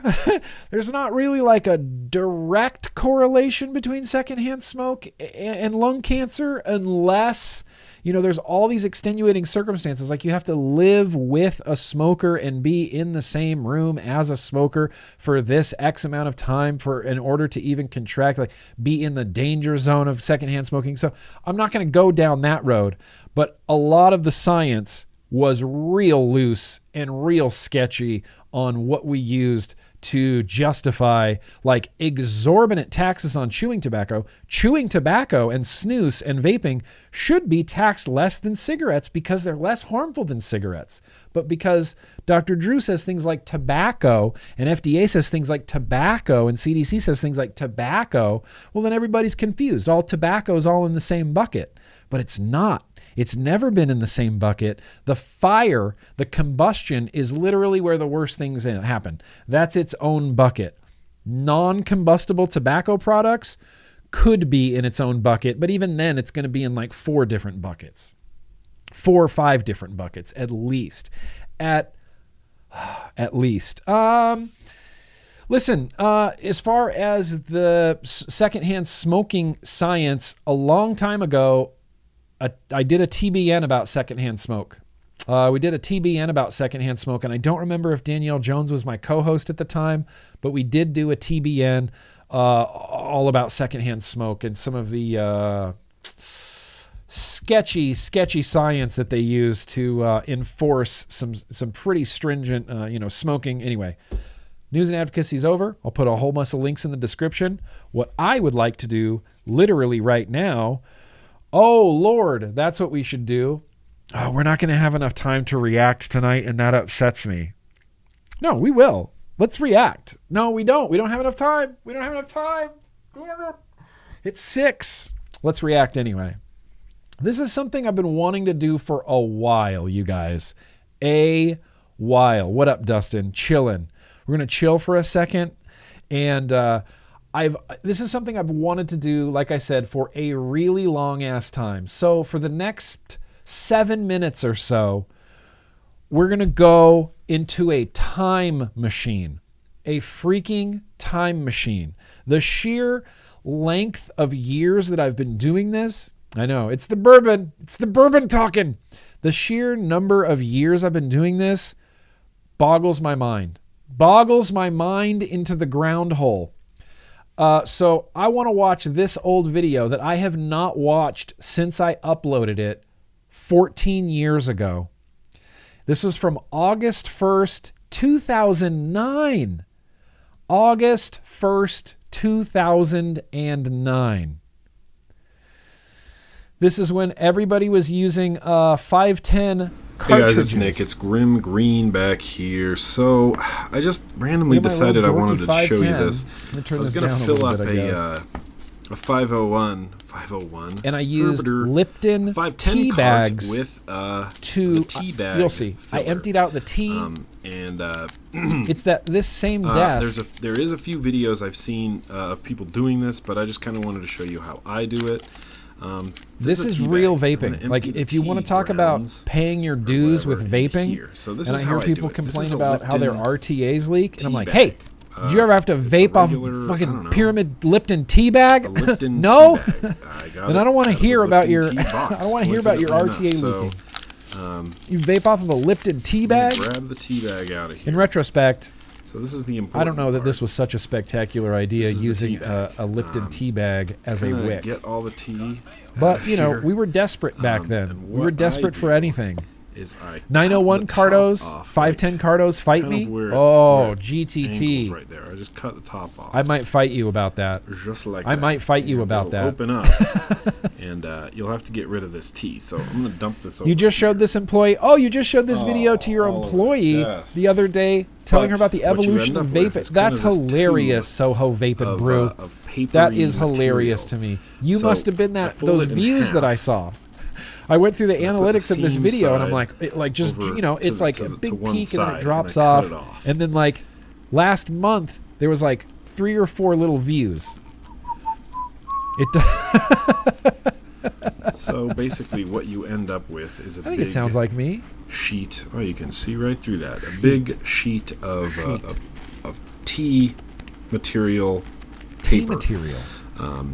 I roll it up lengthwise, and you can do this like doobie style. I or you remember can, this, and I can't believe I use this called tiny, it doobie this tiny little style. screwdriver. Why did I call it to doobie wrap style? That's the up dumbest in, thing so I've ever there's done, actually Nick. kind of an But it's air true. You would roll it up like a area little in the pinner. middle. Let's see if I can do this in a timely manner. It used to take We're me gonna ages, and I wrap was it up, nervous about doing this on video. wrap Yeah, and pre-cotton wicks. This was once upon a time, Metal then Morrissey. We I had just no pull the cotton. screwdriver out. We had So you end up silica, with this tube and we had that I'm gonna polyfill, fold and we would sometimes use right in polyester half. polyfill. It doesn't have to be It looked like precise. cotton, but it was Just mostly has to be rayon, you know. in half. And we would jam it into the then I cartridges take as my well, 510 but it didn't cart. Where hold did the it go? liquid as well. These tea bags I take my 510 cart really and, held the I kind liquid. of just stuff it down in there. You'll know when it gets to the bottom. Great, And then out so of focus camera. what you're going to want to do, I know this is hard to see on a black background and I have a black card, I'm sorry, is I just cut it off right at the tip. Blunt, yeah, that's what I should have said. I should have said blunt just style. cut it Why off. did I say doobie style? Right there. Oh, that's the worst. And You what missed. you're You spent the left summer with of is Nick something watching that old looks videos. like You that. missed this one, Dee Dee. This is You can classic. see the tea bag is kind of in there. Got to fluff it So up, Nick. what I use the screwdriver for again is to just move it around a little bit, fluff it out a little bit, and it will hold. That will hold quite a bit of juice, actually. So I'm just going to And top the- this the off. ti- I the have tea my bags- Fene juice, which is actually licorice from Lightsig. Like Sig yeah, USA. that was a black licorice liquid. And I'm just going to fill Tea this bags up were and just were just great. see how I many thought drops tea bags were we revolutionary can get at the in here. time. This might be 14 tricky years to do ago, on camera. August 1st, 2009. And tea by bags. tricky, I mean very tricky. Look at it, just 2, sucking up the liquid. 3, This is what we 4, need to do for a 5, retro vape. This is what we need to do for a 7, retro vape. Should we try 8, this next week?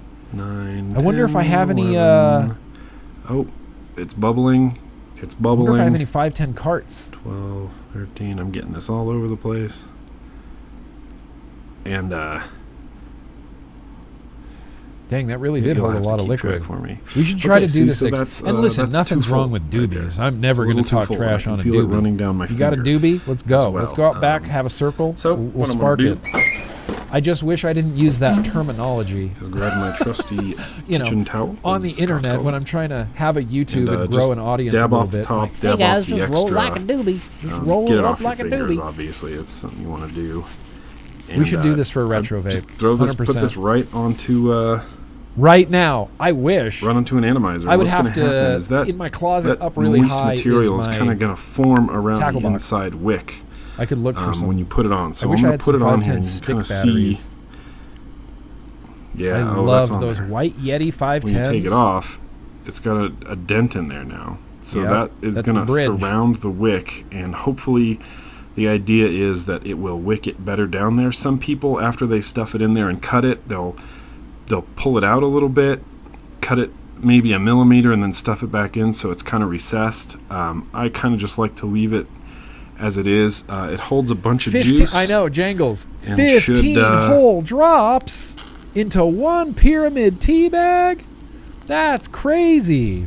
15 whole drops. Yeah, but should vape listen, like a from champ. mouth to So- lung, that was like, So that's how I do it. that was a bunch of toots. It's really kind of quick. I mean, you saw that. It was easy.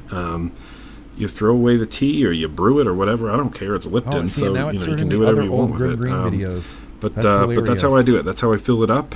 And this is good to go for at least, I don't know, I've got about a week, maybe a week and a half before it starts getting, Roll like a you know, doobie. it's essentially paper, so it's going to go bad. Oh, It's gonna yeah, start, 100% you know, 60 watt guy. peeling apart and getting sticky. This is the main reason why I never go back and watch old videos. After the video's uploaded, goodbye. That's it. I never want to watch that video ever again. And it's because of the process. It's like the process of reviewing starts and I'm taking notes. Like I have notebooks with notes in it about almost every review I've ever done, notes everywhere. And then I shoot it and I'm like, oh, I still need to get that. I still need to do this. We need to up it closely and we'll do it and we'll edit it and I'll edit it. And then I'll have to do some pickups sometimes where it's like, hey, editing guy here. I know that I said this, but I really meant this. So sorry about that. And then so after all of that, by the time it's finally published, I'm like, goodbye, good riddance. I don't want to see that video ever again, ever. And I never go back and watch any of my old videos, ever. This is the first time I've watched this, I'm assuming since I uploaded it in 2009. Just a big mass of goo in there. And the idea Negative is on the you want it retro to vape? wick You don't want to do the a atomizer. cartridge So replace it, Teabag give it a retro week, vape? and replace I it. want to see how it holds up. But if you have empty carts, and I some, did. I threw away the lip- tea. cheap I Lipton did. I just Teabags, tossed it. you'll I have never to, kept the tea. to buy empty carts again. Let's get a nice hero shot here with nothing in the way. So anyway, Nice hero shot. that's how I do it. Other people may do it different, but that's how it is. So What's my daily e-cig setup? try it out and let me know how it works. As Janty Ego always, first thank you so impressions? much for Here's the watching. thing. I can't. And don't forget to get in on the juice giveaway. Juice giveaway. Juice giveaway. Always, thank you for watching. I was doing a Keep juice giveaway. on vaping. Okay. I can't play too much at the gates. What's my daily e-cig setup? Camel. Oh, that's right. The pouch. Not really. This 20 is out there. What kind of spawned this was I bought this Pelican case from InnoVapor. Oh, yeah. That and it's thing a was terrible. durable- Okay. We don't need to keep watching old GrimmGreen videos.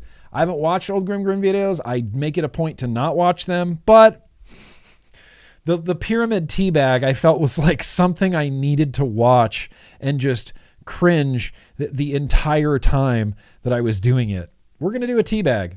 We're going to do a teabag. You don't know, Sally S. We're going to do a teabag. What should we do now? I think we should... We'll just check in real quick on the super chats. I don't know how many I missed. There's probably a few in there. And then we're going to do some retro vapins. Let's see. Where did I leave off? Dodge Swinger 1973 Galaxy 500. Jesus on the dashboard. Oh yeah. No. So SVK Vapes. Hey, love you, bro. And the chat. Fuck yeah, SVK Vapes. Question. Oh, that's right. You're flying to Philly. That's right. Pods. That's right, SVK Vapes. Well, I don't have any more suggestions for you. Even after reading your super chat twice, I apologize. An advocate for liberty, Tim, has to do it. Maggots. Maggots. The maggots are falling like rain. Maggots. Maggots. Maggots. Maggots. Maggots are falling like rain. Maggots. Maggots. The maggots are falling like rain. Thanks, Tim. You know I have to do the whole thing. Chris, that's very gracious of you. Hey, brother, love your videos and your facts on cigarettes and facts on vaping. Facts on vaping, 5 years since I haven't touched a cigarette, and I even got my mom to switch as well. Woo! Chris, hell yeah, Chris. 5 years without a cigarette? You got your mom to switch as well? I love this. I love this for you. I love this for your mom. There's a better fist bump. I always have to do like a weird fist bump under the microphone, and it turns out all like gurpy. We'll just do the proper right-handed fist bump. Appreciate that, Chris. And hell yeah. Hell yeah, 5 years without a cigarette. God, it feels good. Doesn't it feel good? Dee damn it. Smoked for about 40 years. Dual used for a couple of years. But today is my 1 year vape-iversary. Cigarette free forever. Hashtag MTVD. DD. Hell yeah. Listen, that's the path. That's the path, man. That's the path. A little bit of dual using, maybe a year of dual using, maybe 2 years of dual using. I wouldn't care if someone dual used for like 5 years and then have been cigarette smoke free a month. Like that is a win. No way around it. Hell yeah, cigarette free forever. I love that, Dee. Congratulations. We got Matt. Thanks for showing my pics, Lord Grimswood. Yes. Those lushes were 2 different flavors. What?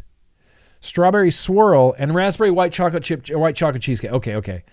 For some reason, I thought they both were the strawberry swirl, which, look, the white chocolate raspberry slaps. The strawberry swirl's so good. Good Lord, it's too good. The rainbow mech was the Comp Life anodized titanium McLovin.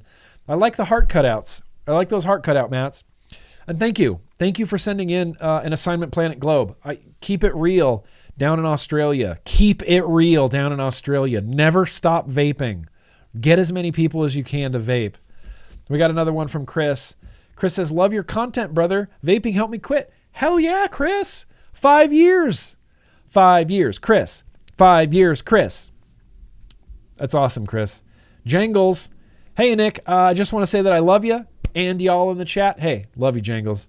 As always, a bussin' vlog we've had. Love you, brother. And hopefully I'll see you later in the hangs. You will, without a doubt, see me in the hangs. Thursday is hangs. Every Thursday, Jangles, every Thursday I wake up and I just assume I'm staying up till like 2 or 3 in the morning. 2 or 3. I've gone to bed at like 3:30, 4 a.m. sometimes on a Thursday because I'm just here for it. I'm there. Let's hang. Let's hang. I'll be one of the last people in the room. I don't even care. That's not true. Sometimes I do jet out by like midnight or 1. But if you want to make it a late night hang, let's make it a late night hang. Kennedy, I saw a steamroller roll over the cats that pester their owners for money. Whoa! Sorry, I may have crushed L4 and L5 disc and no pain meds. Slightly cranky. I love cats. I know you love cats, Kennedy. You don't have to tell me. You have a crushed L4, L5 disc and no pain meds at the moment? I hate that. I hate that, Kennedy. You have any shed time? You have anything for that pain management? Damn. Well, I mean, if you live in America, I would just say, well, welcome to America. But damn, I'm sorry to hear that, Kennedy. I hope this fist bump helps your pain in any way possible. You don't have to fist bump me back if it's going to cause you pain, though. Trapped Musing. That's very gracious of you. Hi. Thanks. Just that's appreciate your streams and message. The government here could save their money and use it to build our third roundabout and get rid of the toads. Also, thanks on those vocals. I'm getting more confident. Oh, yeah. Yeah. Getting more confident, are we? I love that for you, Trap Musing. Third roundabout. If they ever installed like a roundabout in Los Angeles, we would probably riot. Honestly, we've rioted over less, and we would probably riot if they tried to put a roundabout somewhere in Los Angeles. It would just be chaos. It would just be hordes of chaos. Everyone against everyone. Chaos. Fishy. I just wish the effing administration actually looks at the proper studies and then tell me that all the vape devices are not safe for public consumption. It's infuriating. It's beyond infuriating because I know they're looking at the proper studies. I know that they are. And listen, say what you will about Juul. I don't care for Juul.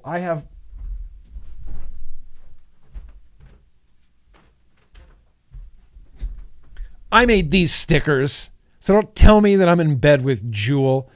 F Juul. F them. Okay, not F them completely. They did help millions of people quit smoking cigarettes. But the idea that Juul submitted a PMTA and did not get authorized tells me everything I need to know about the FDA. That big tobacco science was watertight. Watertight. If there's someone who submitted a PMTA with all of the proper science, it was Juul. They have the money and the resources to get everything to the FDA. And the fact that Juul menthol pods did not get authorized, that's bananas. That tells me everything I need to know about our FDA. They know. They know. They know. They've seen the science. I guarantee you that Juul science was airtight. Airtight science. Fishy says, Friday the 13th this month will be my 6-year vape-iversary. Whoa! 6-year vape-iversary on Friday the 13th? That's metal as fuck. That's some of the most metal shit I've ever heard. I need the Tum Tugger t-shirts. You know the Tugger t-shirts from I Think You Should Leave? Because I was always pulling my shirt like this. Ray Buildable. Congratulations, Fishy. That's the most metal vape-iversary of all time. Most metal vape-iversary of all time. Ray, I need a bourbon shot and an odorous, please, sir. I don't know what to do for you then. I mean, here, I can pour this on the camera, but I don't think that would get into your esophagus. And an odorous? Maggots. All right, there we go. Oh, okay, that was a little bit of an odorous. Let's retro vape, you guys. Let's retro vape. We're running long. We still have mail. We still have retro vaping. We might have to bump the liquid tasting. Just because I wanted to watch an old GrimmGreen video, just because of my own arrogance, just because of my own hubris. I wanted to watch an old GrimmGreen video. It's okay. We got some round wire to build today. It's going to be good.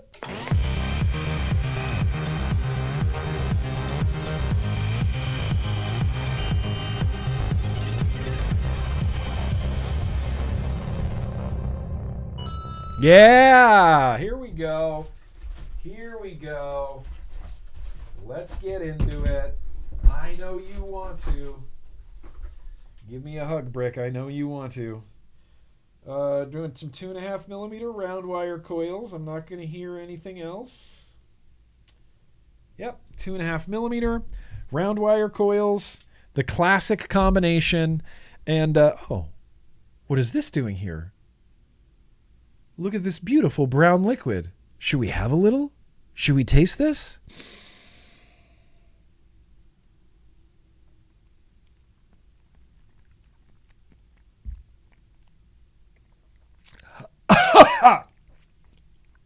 Smooth. No, we won't do that. Here's what we're building today. What the hell even is this? Can anybody guess what this is? Can anybody guess what this is while I start building some round wire coils? Honestly, I need someone to guess what it is because I don't know. Like, if I'm being real honest, I don't know what this is. I wish I did, but I don't. I know it's an RDA. And last week, we did the Crown RDA, and I was convinced that this was the Crown RDA. It's not. It just happens to have a crown on it. But it's not the crown. There's nothing on the bottom. If someone can guess this, I'll be stoked because I don't know what it is. I do know what the mech is.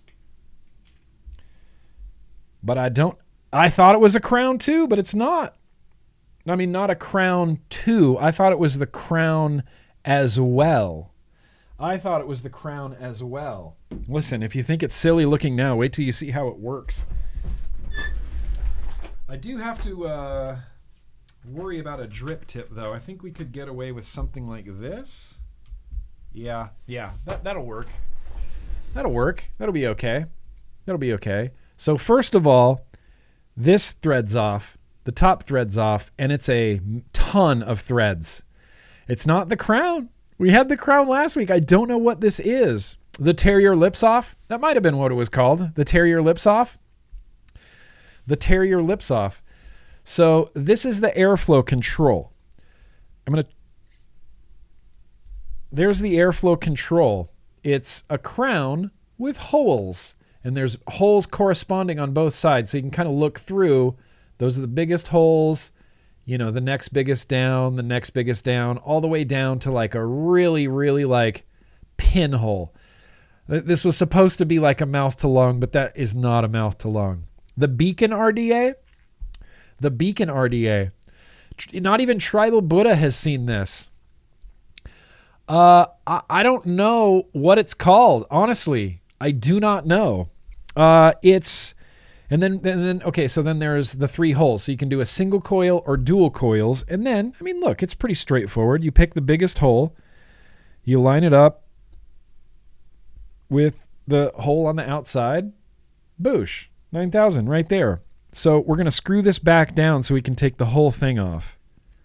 So this gets screwed back down. And then I honestly have always liked the way the top of this RDA looks, despite it looking like fucking Saruman's cock ring or something. Sorry, I shouldn't have said that. That's the booze talking. It looks like something from Lord of the Rings. It's like Sauron's, reservoir tip. Ugh. There's the deck. It's just a little 3-posty deck guy. And in fact, here, let me get you a better shot of this 3-posty deck guy. Well, look at these high quality coils I had in here. Ooh, high quality. These were the coils that I was vaping in here priorly. These coils are probably from, I think this came out in 2013. The King RDA? Are you that sure? Is that sure? How sure are you that it's the King RDA? Because that kind of makes sense to me. I don't know why I have a pod in my pocket. I got pocket pods. Who thought that jagged piece of metal pointed at your face was a good idea? You know what? I don't know, but it works. I think it looks kind of slick. I honestly think it looks kind of slick. It's not super comfy or anything in your mouth or in your face or, but all right. Round wire time. It's a classic 3-post deck. Tiny little holes. Little bits. Tiny little holes. Little decks. Little splits. Dang, I can't believe I don't know this and nobody knows what this is. Yeah, it's peak 2014 deck. Peak 2014 deck. Ugh. Oh, I left some wire in there. Hang on now. It's like my shitty build.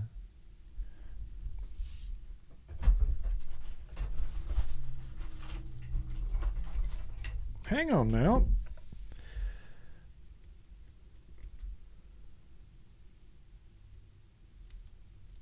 Yeah, there we go. All right, so hopefully we're going to put a little bit higher of a quality of coil in this today. I'm going to be using 24 gauge Anarchist Niachrome. Is that the right way to say it? Niachrome? Or is it Louisville? Oh, that's hilarious. All right, let's try to not make a stovetop coil for once.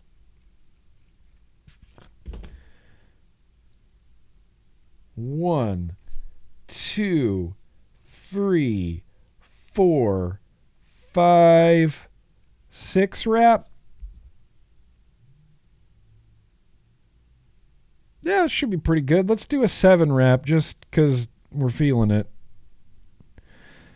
I just want it to span the distance between the posts,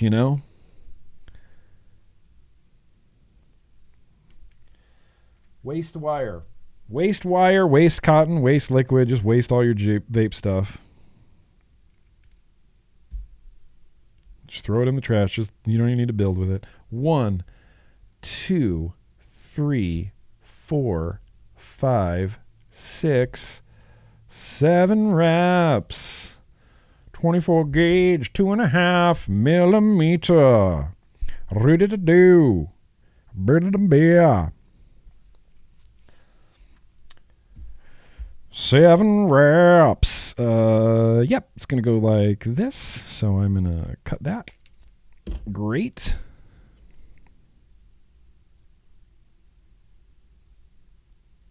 Sick.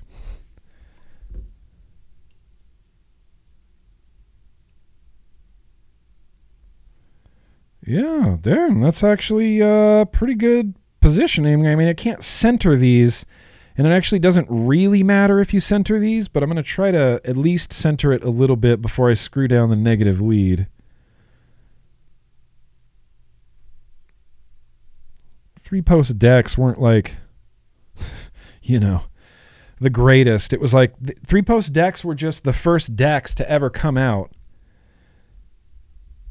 So it's just what everybody built on. You didn't have a choice. There just straight up wasn't 4-post or 3-post decks or anything like that. Or 4-post decks, rather.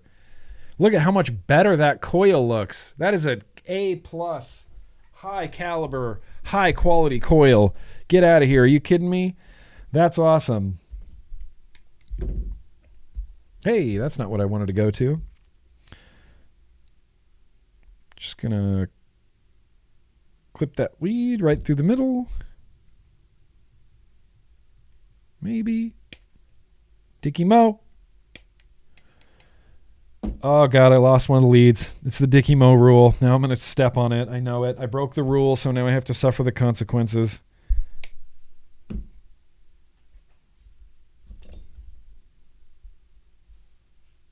Still, don't know what this RDA is. Hang on, let me take another look at the bottom. I don't know if there is actually something engraved on the bottom. It looked like nothing, but it might have been something just real faint. Okay, so what we're going to do is pre-clip the center lead because it's a 3-post. And I don't recommend anybody do this. I just eyeball it.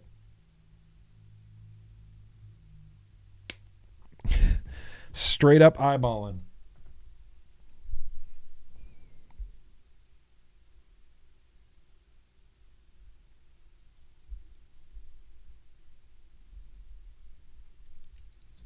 Not bad.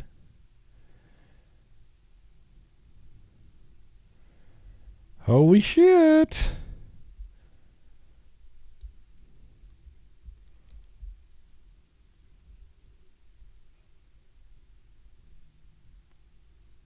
Yes. Yes.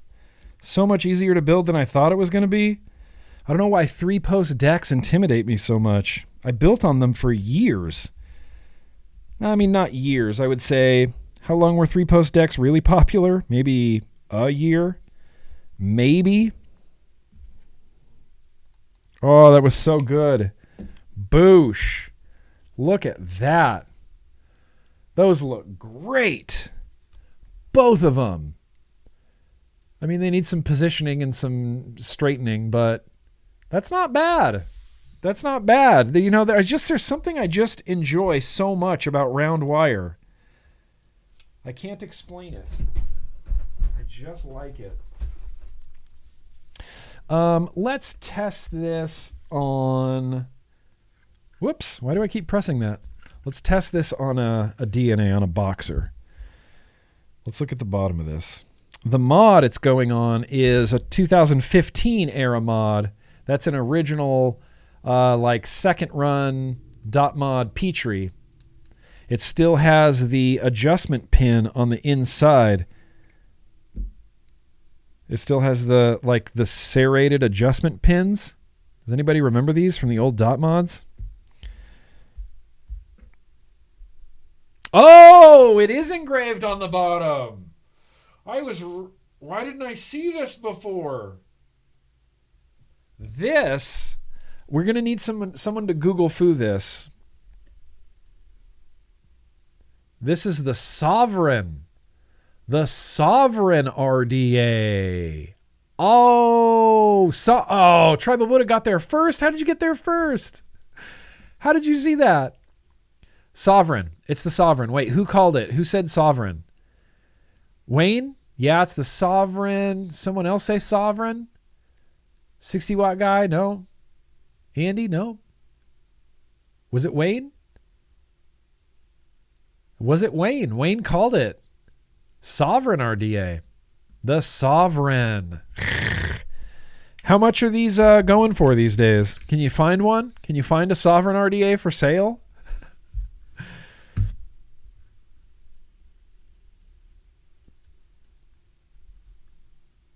God, those coils look good. Okay. Let's glow them. Let's vape them on a Petrie, which, you know, fuck .mod, right? Fuck .mod. Fuck that brand. Fuck that company.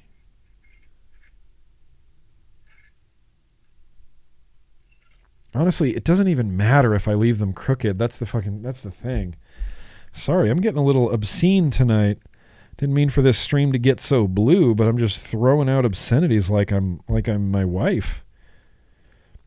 Let's turn that wattage down a little bit.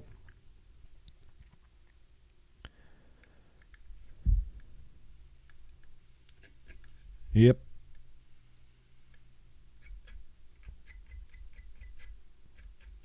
It's round wire, so it glows quick.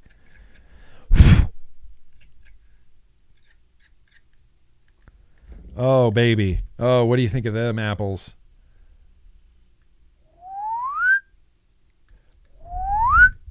Oh, I locked it. Ah. Oh, why are you not firing? Sometimes DNAs just upset me. Fire. Oh, perfect. That is like the picture perfect textbook. Screen capture that. Send it to Wikipedia. It's the perfect glowing. Perfect glowings. I've been sitting on this retro vape for a while. And I've been anticipating it. But the funny thing is, this whole time, I thought this was the Crown. It is not the Crown. It is the Sovereign.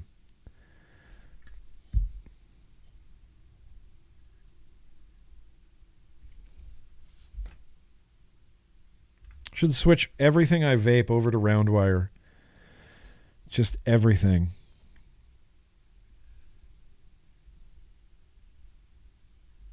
I mean, look, I don't mean to sound like the old vapor guy, but for a long time, that's all we had was Roundwire.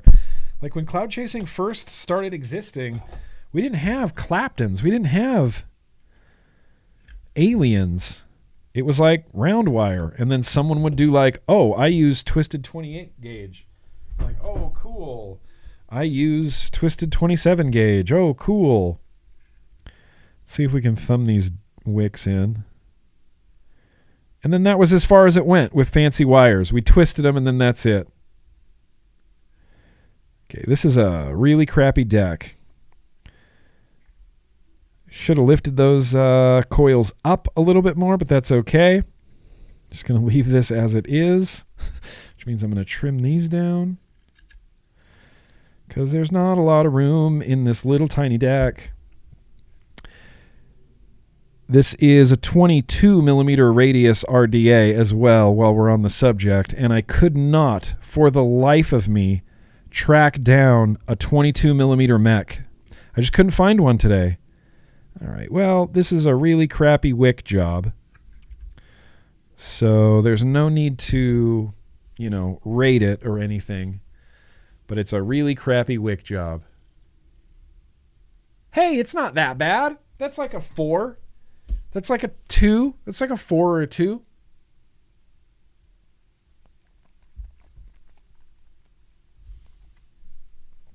Chew it. Chew it up. All right. We ended up at a 0.14. I think that will be just fine for a single 18650 Mecular mod. You see how dirty this is? This is all new. This is all new. This was brand new like 2 months ago. And since then, I've just got crud and dirt. Like I've eaten lunch here too many times. And it just, like I can scrape it. What am I looking for? Oh yeah, battery. All right. Let's get a good moly cell in here. See how this will work. I don't know how this is going to fit with the pins and everything like that. The Petri was a little bit finicky, so there might be a gap somewhere. Yep, I knew there would be a gap. That's okay. If I screw this down any further, it's going to smash my battery lid, or my battery lid, the battery top cap, and I do not want that to happen. Whoops.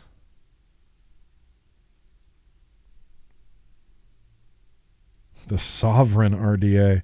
I want to know what the creator of the Sovereign RDA is doing right now. What you doing right now, Sovereign RDA? I'm just going to throw something I like on here.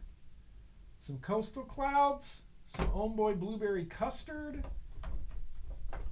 Let's throw some fresh batch. Oh, we haven't had...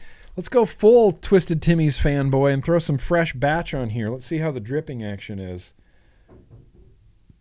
Blah, blah, blah, blah. Doing pretty good. Sucking it up. Sucking it up. Sucking it up. Suck it up. All right. Oh, yeah. Oh, yeah. It's firing, baby. It's the Sovereign RDA.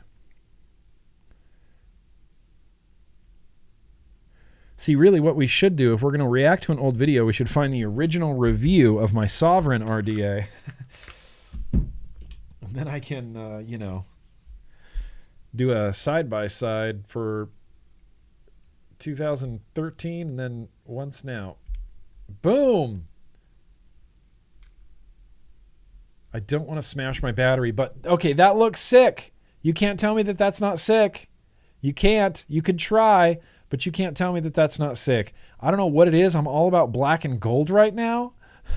I'm all about black and gold right now. Yeah. Did you count the drops? Was it 15? 15 drops. That's all it takes. Okay. Airflow's still pretty smooth. Still pretty smooth. So cheers.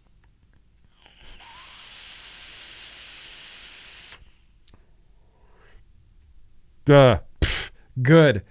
It's still good. I will say, as soon as I put my mouth on the drip tip, I can feel all of those little spokes touching my lips. I can feel them all the way around. All the way around. Top lip, bottom lip. It's everywhere.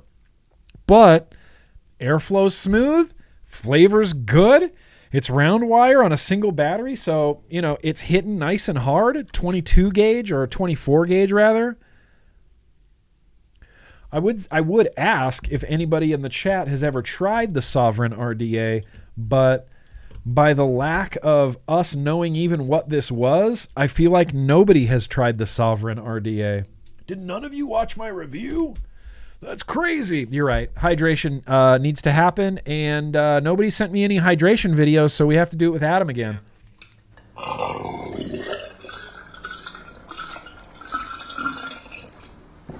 Cheers.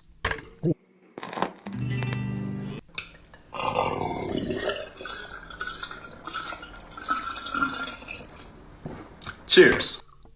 Yeah, I got to learn how to prime those chug muscles. I never really primed those chug muscles. I need a barbed wire drip tip to really enhance the experience. It's menacing enough on its own. It looks a little bit like a weapon. So, you know, it's just cool. The style of an RDA on a tube mech, I will never get sick of. Literally never get sick of. Is it supposed to have a longer one, Cherokee? It needs to be more dorky? Higher dork level? I don't have anything. This one would actually be cool, except it's dirty and gross.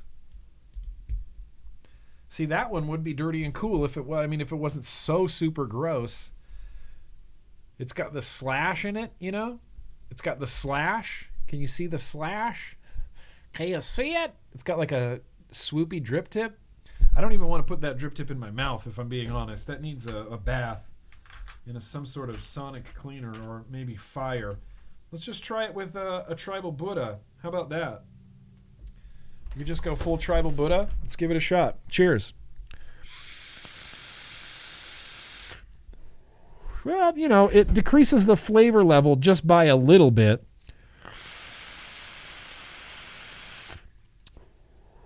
But, dude, it vapes good. The ramp up is surprisingly fantastic. I always forget that 24 gauge round wire just ramps up.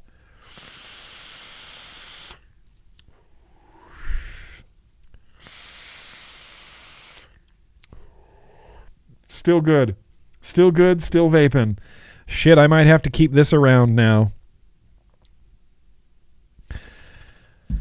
Sovereign RDA on a .V1 with an extra long dorky drip tip. I can't think of anything more retro than that unless, what up, Hayes?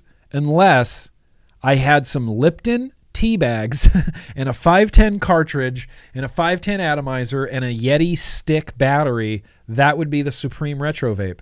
Actually, a Smoke 51 technically would be the most supreme retro vape.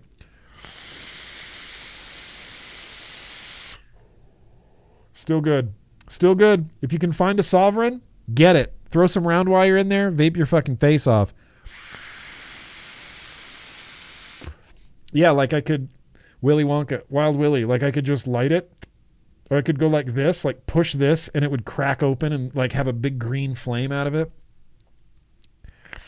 It looks like something, it looks like a tool. Like I should be measuring my tire pressure or something with it. 25.4? I think that's right. That's kind of what it feels like, a tool. Or I could be using it to like measure something or like, weld something, like solder something. It's just how it feels. Vaping an anal thermometer. Cherokee Vapors is reporting that the Sovereign is around $15 at the moment, which at that price, can't recommend it enough. Cannot recommend it enough. Not only are you getting a pretty okay vape, but you're getting spikes on the top of your airflow adjustment. How do you not want that? Come on. Oh, GTT, I have a Smock Magneto.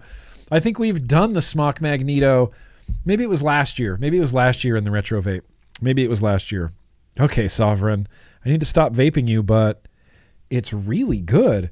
And maybe I'm a little bit biased because of the Twisted Timmy's liquid on the inside is strawberries and fucking delicious, Yeah, it's got a little bit of that sonic screwdriver feel.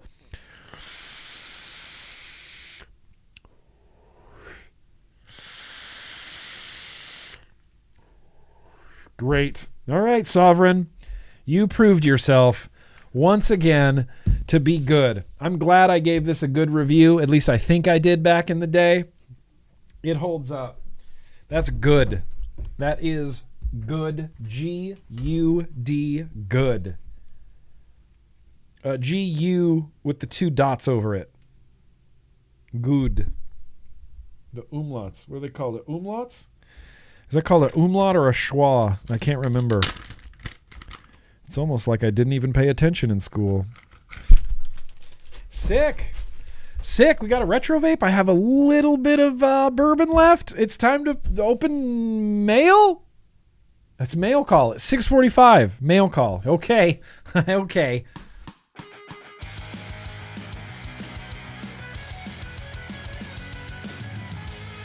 And what's great is I forgot to get a garbage bag.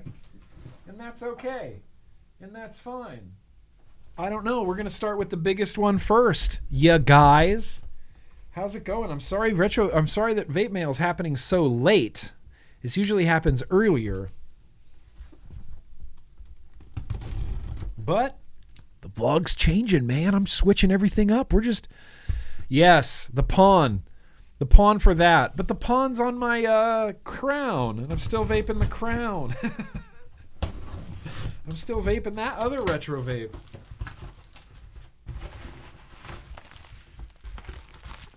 Holy cow. This can't be a vape thing. This is going to be like a weird... Are we taking bets if this is like a weird Voopoo light up thing? It's like a... Oh, okay. No, it is actually a vape. Hey, all right. All right.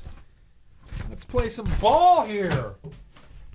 Armor Max. The Armor and the Armor Max. Oh, okay. Armor Max, Armor S. Oh, I see. Oh, I've seen reviews for these already. That's great.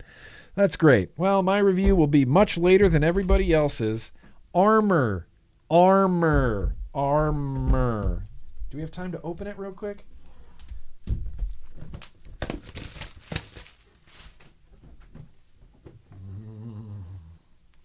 Serenity now. How does this open? How do you open? Hi there. I'm your daddy. There it is. Okay. Hey, yellow. That looks cool. Holy cow. That's a beefy bastard. Look at that.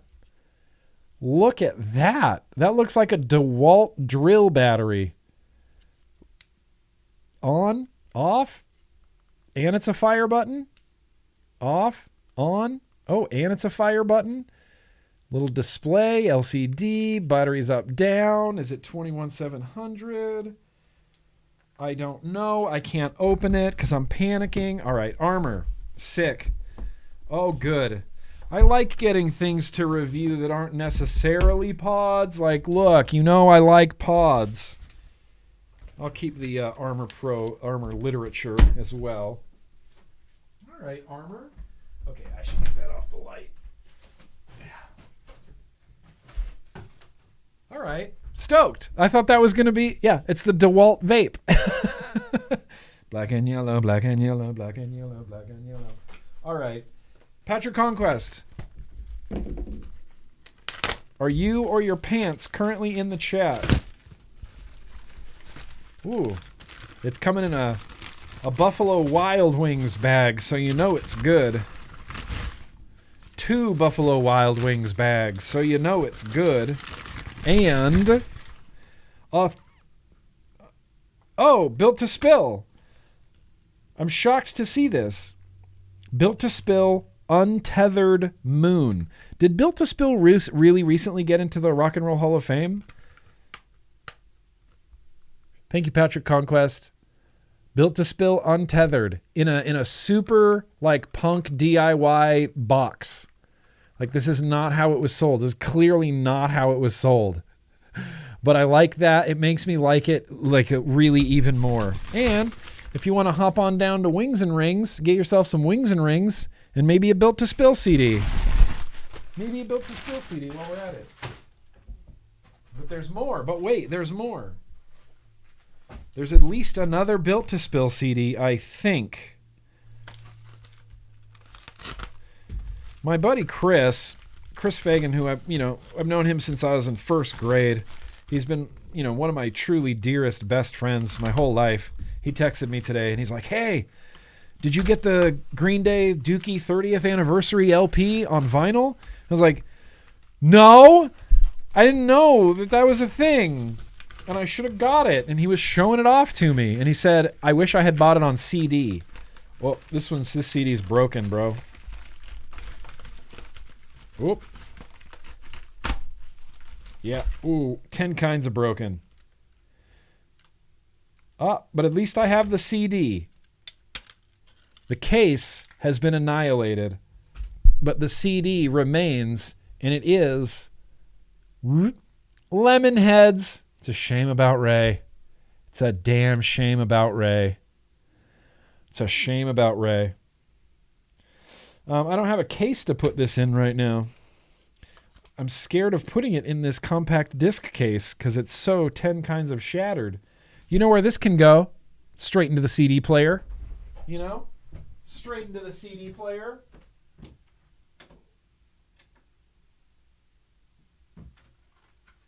Take Built to Spill out first.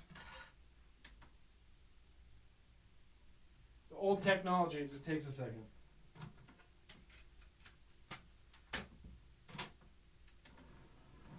Okay. We'll store that safely in the CD player while I clean up 1,000 shards of plastic from my desk. 1,000 shards of plastic.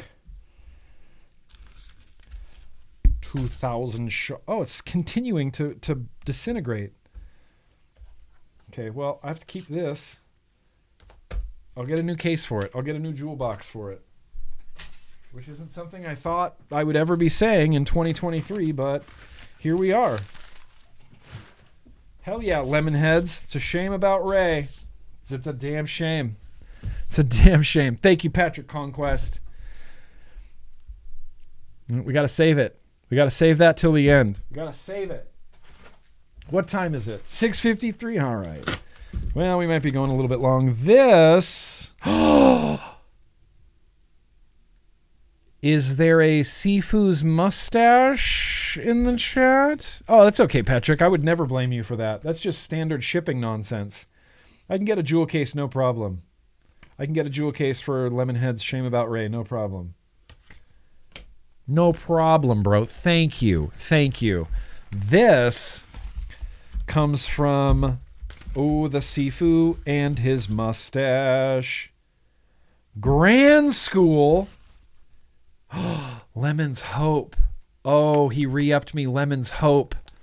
Thank you, Sifu Mustache. Thank you for the re-up. And thank you for the Crayon School. I've never had Crayon School. I'm assuming it sounds like cranberry. I think in the last hangs, Sifu said, I got to send you some of my Crayon School. Let's knuckle right now. Let's just knuckle real quick.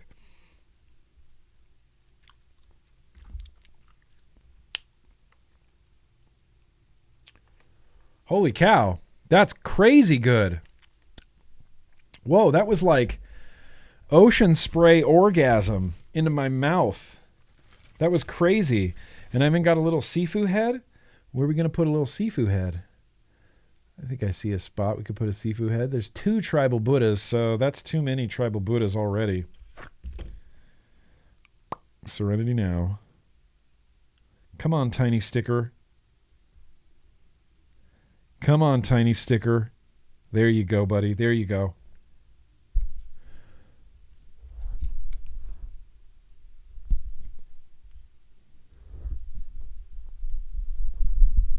There you go, Sifu's head. A little Sifu stash right there. Sick, bro. Sifu, thank you. Thank you. Thank you. Thank you. Thank you. Thank you. One last one. Thank you, buddy. I love Lemon's Hope, and I'm excited as hell about that cranberry. Cranberry. Something from Virginia? Something from Lynchburg, Virginia? Lynchburg, Virginia? Something from Lynchburg, Virginia. Remember to cut towards your vital organs.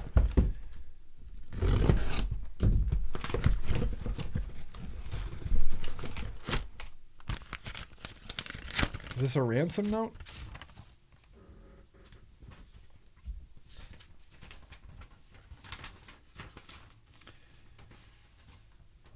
Hello, sir. My name is Lawrence King Ant McCrae, and I have a business 3D printing vape stands and other items of interest. I'm offering you these in hopes that you will showcase them on your YouTube channel. Oh, yeah, if you choose not to, that's fine as well. Enjoy them to their fullest. So what's in the box? What's in the box? The X1, the Amasis, holds 9 boros in a 3x3 arrangement. This version was a test of multiple colors, and I typically only make them in black. Larry from Vaping Art has the only other multicolor prints with his logo on them. Okay. The X4 Aru, these little stands are mini stands by themselves for RBAs without the boro. The second use would be to use them in conjunction with the Amasis case. Amasis, in case the customer doesn't own enough empty boros to fill. Okay. Oh, I see. It's for tanks. Oh, would you look at that? That's sick. Let's just look at them and not describe them. So that's 1, 2, 3, 4, 5, 6, 7, 8, 9 boro tanks. 9 boro tanks fit in there. Oh, I see. And then these are the standalone guys that you can pop onto the bottom of a boro tank. It's got a spot for the RBA base to come through the bottom so that it can stand up. Okay, that's actually pretty sick. I am always looking for things like this. That's rad. In fact, I would use it. Yeah, like that's kind of bussin'. I would use this for like an RDA. I don't have an RDA on my desk. Or anything with a 510. Yeah, like this sub tank. Boom. Then it'll just stand up every single time on the desk. Look, that's kind of slick. That's kind of slick. King Ant. Well, thank you, King Ant. Well, the first thing I would recommend is please name these something anything other than what they're named. The Amasis, the Aru, the Carpadunia, the Carpundia billet box. This stand is really a desk or a car cup holder for billet boxes with the stock panels or curved third-party panels. Inside the bag is the Carpundia as a template for the end user to trim some felt or neoprene. Oh, to soften the bottom. Look, this is quality 3D printing. This is quality 3D printing, and it holds a billet box, which I don't have, but still holds the nitrous just fine. Perfectly vertical up and down. For a cup holder? Yeah, that's dope. That's dope. That's dope. That's dope. There was a note? What? I didn't. Oh my God, Sifu. Thank you. I'm a jerk. That was a jerk move. And I'm sorry. There was a note. Yeah, and the tiny sticker. Oh, and this. Ooh, and a special sticker. Ah, I love that. I love that.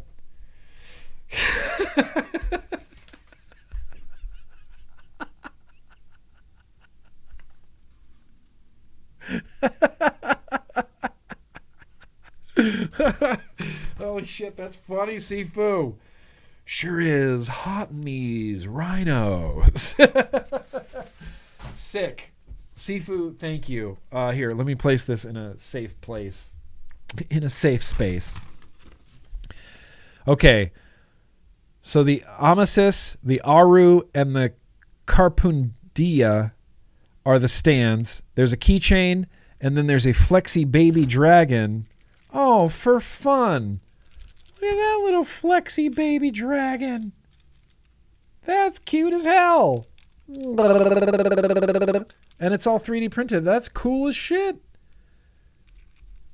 How do you do this? You 3D printed like interlocking things? That's a thing you can do now? All right, well, welcome to my new desk. Welcome to my new desk, new mascot. There you go. Hell yeah, keychain. Hell yeah, billet boxes. Okay, sick. Sick. King Ant Designs.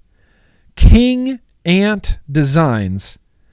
If you are interested in some dope 3D printed stands with complicated names, then you should check out King Ant billet box stand, Boro stand, Wiggly Dragon.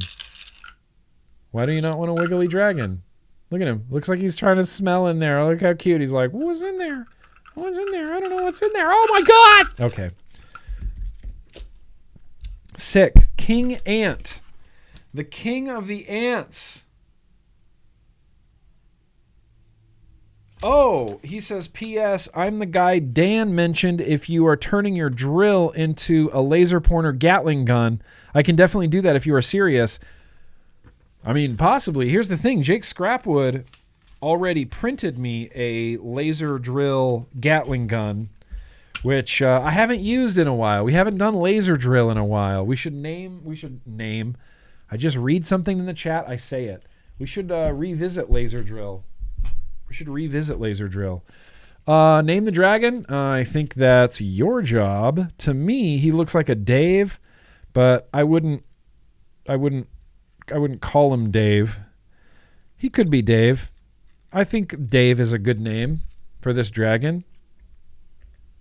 Look at Dave.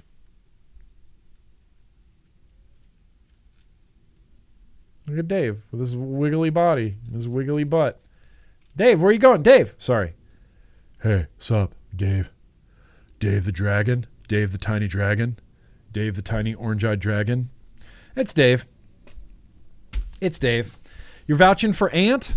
Hell yeah. We got a voucher. Vouching for Ant. Ant, wait, I don't want to mess it up.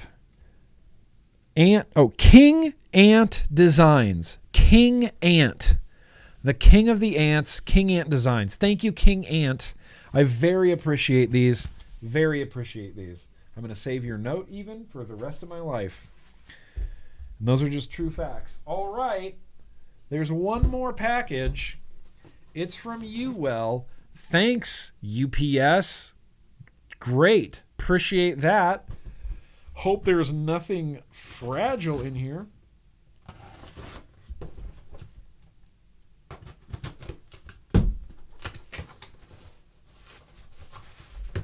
It's from YOYOY, so it could just be more Caliburn G3s. We don't know.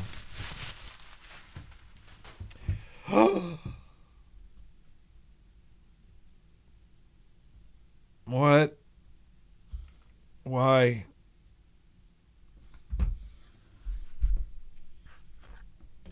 Okay.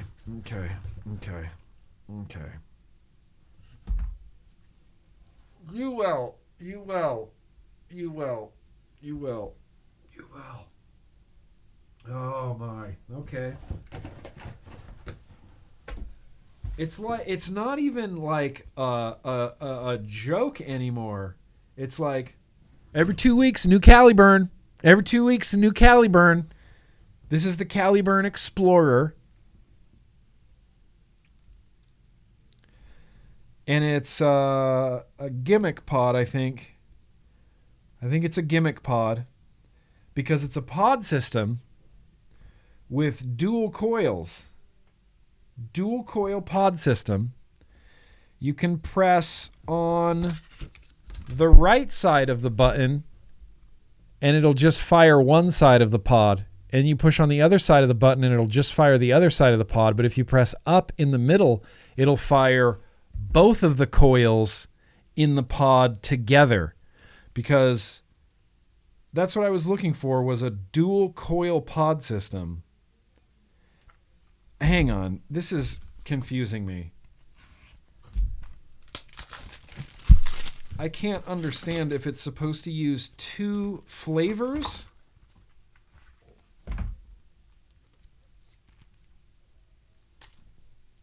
Yeah. Okay. It's 2 flavors.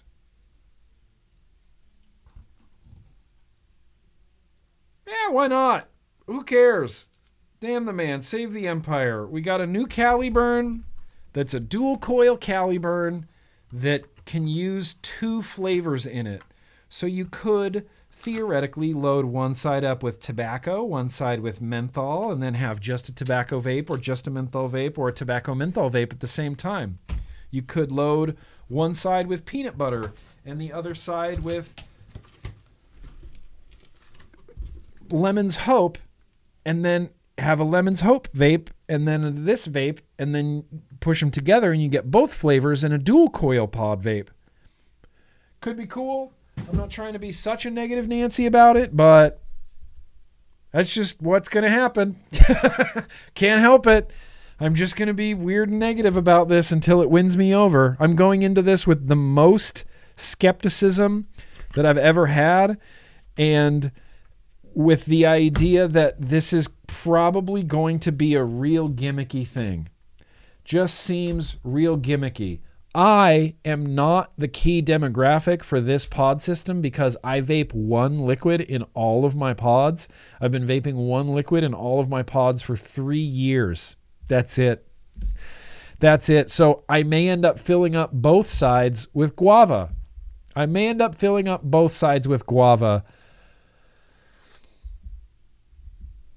You will. So gimmicky. I'm skeptical and gimmicky until it wins me over, if it wins me over.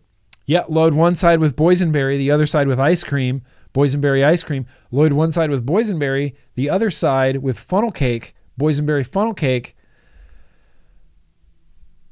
Could be a thing. Could be a thing. Is weird. Peanut butter banana, sure.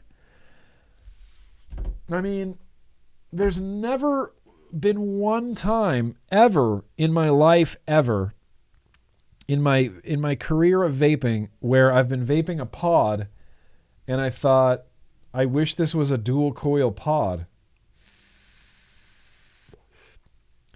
One coil, one Caliburn, that's good, that's fine. Sure, one side guava, the other side iced guava. I could do that. I could try that. I've just never, this is one of those things I've never even considered, because when you say it out loud, when you say, well, what about a dual coil pod? You hear it, right? In your own head, and you go, nah, actually that's dumb. Actually that's silly. But you went, what about a dual coil pod? Listen, you never know. It could be awesome, and I'm going to reserve literally all my judgments until I vape it. If it vapes, then that's it. Then that's all that matters. It can be as gimmicky as it needs to be, as long as it vapes. As long as it vapes. Speaking of as long as it vapes, let's go check in on the super chats. That's it. That's the end of the mail, man. We got a dual coil Caliburn. We got the lemon heads. We got Built to Spill. Hell yeah, Built to Spill. We got some Sifu's mustache and King Ant. And the one I really like is the billet box one. I don't care so much for the Boro one because me personally, I have lots of Boros. I could fill this up like 6 times over with the level of Boro tanks that just exist in the closet. So for storage, I could see this being super useful, but this billet box in the car, billet box cup holder, even just billet box on your desk so that it doesn't fall over. That's cool. Like, that's just undeniably cool. So thank you. Thank you, King Ant. Thank you, King Ant.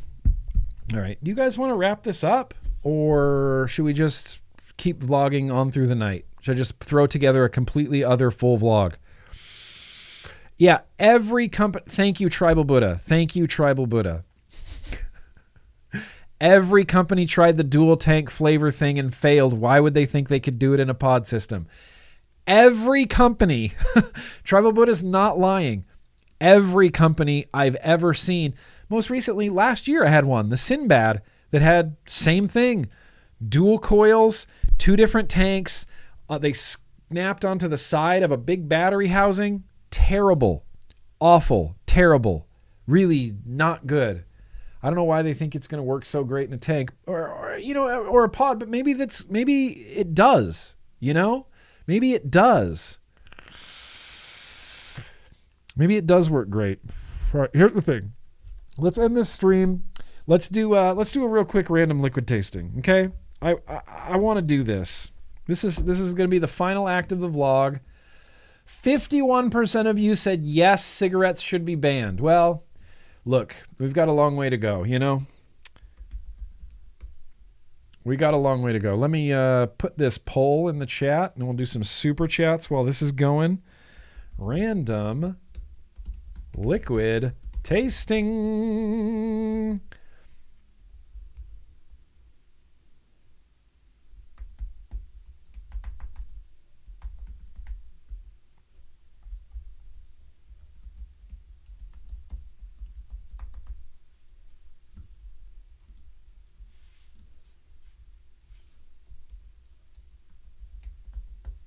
Okay. Here are the liquids being up for the very random liquid tasting tonight. And I need everybody to vote on the poll in the chat right now. If you don't vote today, then I'll blast your ears with the 7th Floor Tango. Don't even tempt me. I'll do it again too. Sorry, I didn't mean for that to be too loud. Just please vote. Please vote right now. We have Unreal, Raspberry Yellow, Raspberry Yellow, Marketplace, Pink Punch Berry, and then we got another Timmy. It's the Gulf Breeze. It's a mysterious blend of exotic fruits. I'll be happy vaping literally any of these. They are going to go inside of a legal RDA that's been freshly rebuilt and rewicked on top of my Grimm Army Hexome because it's been too long since I vaped that. So Boosh, please vote right now if you can, and you should be able to. Where did we leave off? I need a bourbon shot and an odorous, please, sir. That's right, Ray Buildable. Mick, Todd reviewed the Sovereign in 2014. Yeah, did I say, 2014. I think that's when I reviewed the Sovereign as well, was in 2014. Did I say 13? Because that's not what I meant. Did I say 13 like 19 times in a row? Well, it was 2014. You're correct, Mick Blizzard. You're correct. QHB, QHB, QHB, QHB. Love you, QHB. Hope you're doing well. Appreciate those hearts. Sifu Mustache said, yes, there is more. A special sticker and a note. I'm sorry. I missed it, Sifu Mustache. But thank you. Thank you for the sticker. Thank you for the note. I know where the sticker's going. The note's going to be saved forever in the drawer of notes that I've been saving for 14 years. We should just have a go back and read a bunch of notes vlog. Yep, I got notes in there from 2011. And thank you, Tribal Buddha, for the super chat of the beast. See, I guess if I just ignore the chat, then you guys will end up having to super chat. And maybe that's just my scheme to nickel and dime you. I just pretend to not see the chat. I'm like, oh, didn't see that. Nope. Guess if you really want to get a hold of me, you're going to have to super chat. Better make it a yellow super chat. I see those better than the other color ones. Yellow ones are my favorite. The orange super chats. Thank you, Tribal Buddha. Hubert Rockstaff. Bro, thank you. Welcome. How did you get your tugboat drip tip? From a tugboat. way back in the day. I've had that Tugboat drip tip since this Tugboat came out in 13.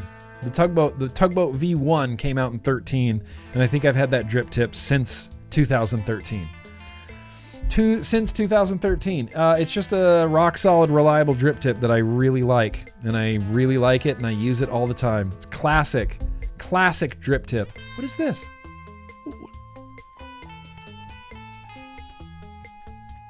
You know, you try to look cool and wear just black shirt because it's so cool, but then you get crap all over it. What is that? What is that? What is that nonsense? All right, you guys. Super chats, thank you very much. How's everybody voting? We leaning towards... Oh, shit! Whoa! Gulf Breeze is in the lead. I'm going to give this poll just a little bit more time. Someone could turn the tide. A few people could turn the tide on this, but I'm down for Gulf Breeze. I'm hella down for Gulf Breeze. I'm hella down for any of these. This has been a good, fun-ass vlog, and we're going to end it with a delicious liquid. A delicious liquid. Oh, and I got Crayon School. That's going to have to go in a billet box. Sifu. Crayon School 6 milligram feels like a billet box to me. Feels like a billet box to me. What up, Tugboat? Dude, that was one of the first, like, I don't even know. Vape memes was what up, Tugboat? What up, Tugboat? What are boobs? What are boobs? The Unreal? You telling me these are boobs right here? That's not boobs. I know boobs. I've seen boobs before. Believe it or not. Those do not look like boobs to me.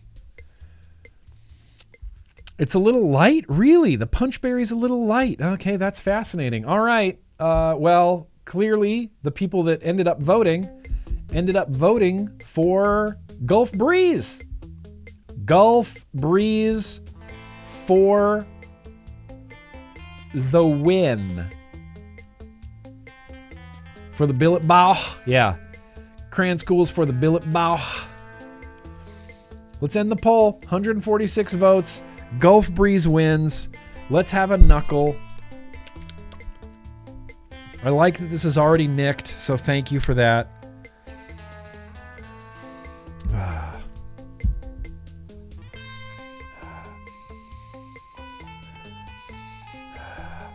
I can't, you know, there's been one other liquid in my life.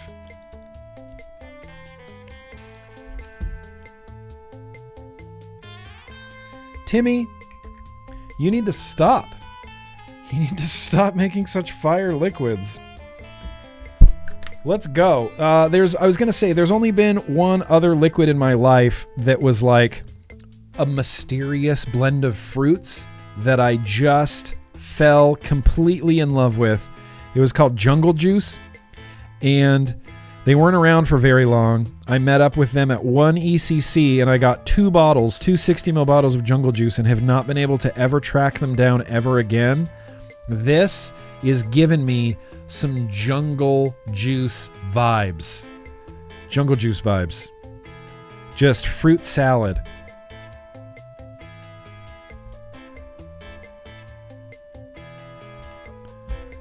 Gotta love that legal RDA.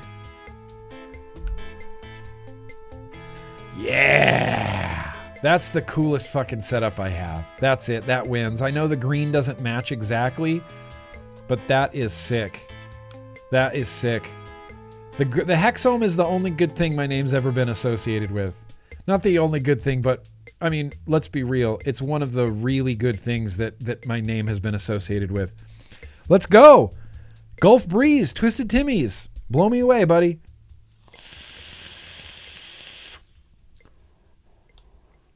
Oh, shit. All right. Just going to sit for a hot second. I'm going to mute my microphone. Hit that like button on the way out. That would be great. Georgia Boy, it really does help me out. You have no idea. Thank you for saying that, Georgia Boy. It really helps me out. So, I'm just going to sit with this. I'll be right back. I think I already know everything I need to know about this liquid, but we'll get there in a second.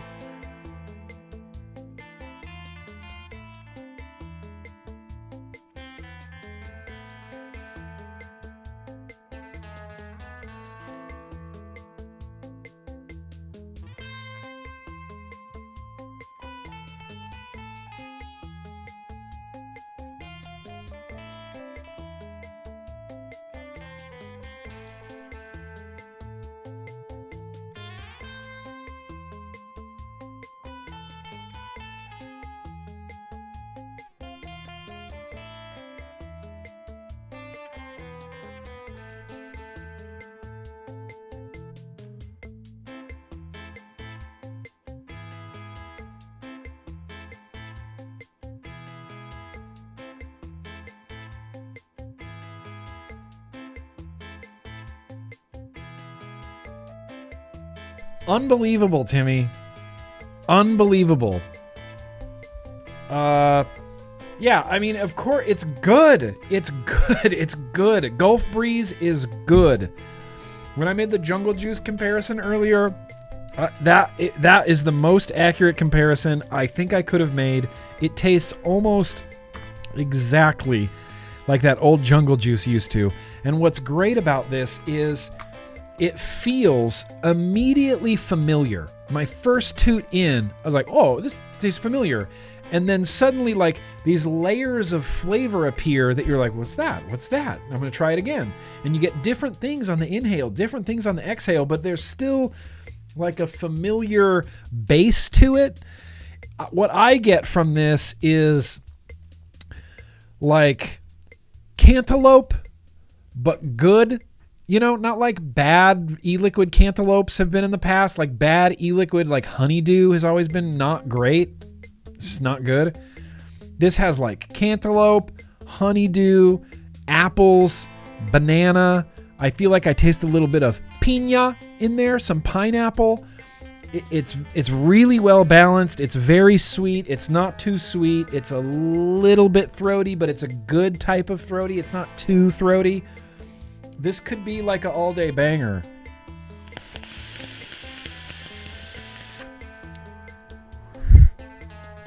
That is good. That is good. Sweet. There's berries in it. I feel like I taste berries, but I mostly taste like fruit salad. It's like honeydew, cantaloupe, apple. Red apple. Red apple, honeydew, cantaloupe, maybe a little piña colada in there. Not piña colada, but pineapple in there.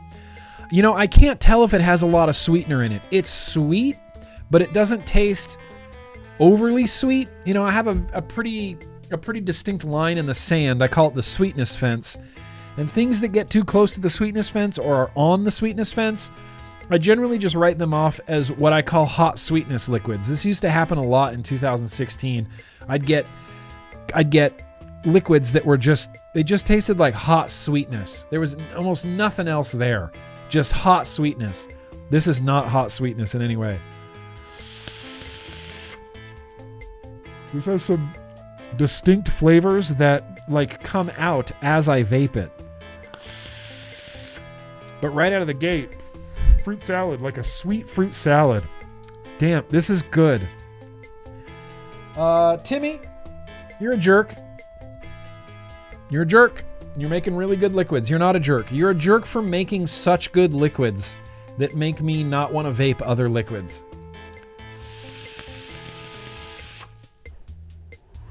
Damn, that's good.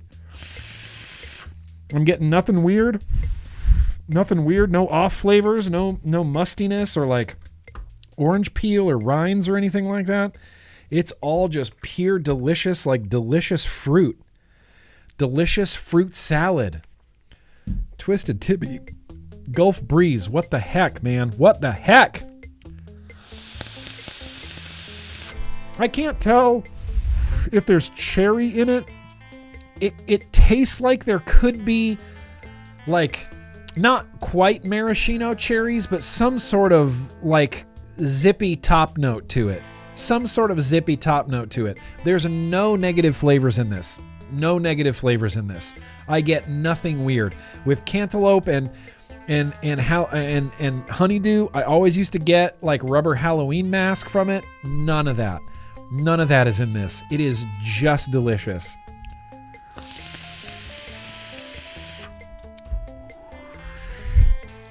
Damn. All right, Gulf Breeze. That's a winner. That Gulf Breeze wins. Gulf Breeze wins the game today. Gulf Breeze wins the game today. Let's see what came in from Jangles. Jangles says, boop. I don't believe I'll be able to hang tonight. I'm not feeling so well suddenly. Oh, hopefully I'll run into you throughout the week. Love you, brother. All good, Jangles. Rest up, man. I'm sorry that I'm running long. I'm sorry. You know what? I'm sorry. You're right. Hope I get to feeling better as soon as possible, bro. Our paths will inevitably cross. Inevitably cross, Jangles.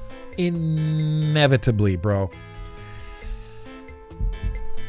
Okay, this has been a really good vlog. So thank you guys for being here for a really damn hell-ass fun vlog. We had a contest. I got CDs in the mail, and I just had like one of the best fruit vapes that I've had in the 14 years of GrimmGreen. Whoa. It's good. It keeps getting better. Honeydew always tasted like a Halloween mask to me, and I just can't explain it. Cannot explain it. Like the old, like 1980s plastic, like Halloween masks. That's just what it smelled like. It's just what it tasted like. I couldn't get past it. All right, guys. Well, here's the thing. I think I'm done. I think we're done. We got Dave the Dragon. Dude, this has been a really good ass vlog. Really good ass vlog. Thank you guys for being here tonight and getting to share and all this. I got a touch of yeah, there's a citrus. Is that what it is? Clementine oranges? I was tasting like something citrusy and I thought it was pineapple. But now that you're telling me clementine oranges.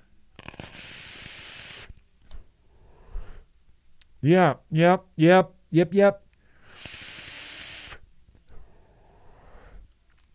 Oh, that's cool. That's good.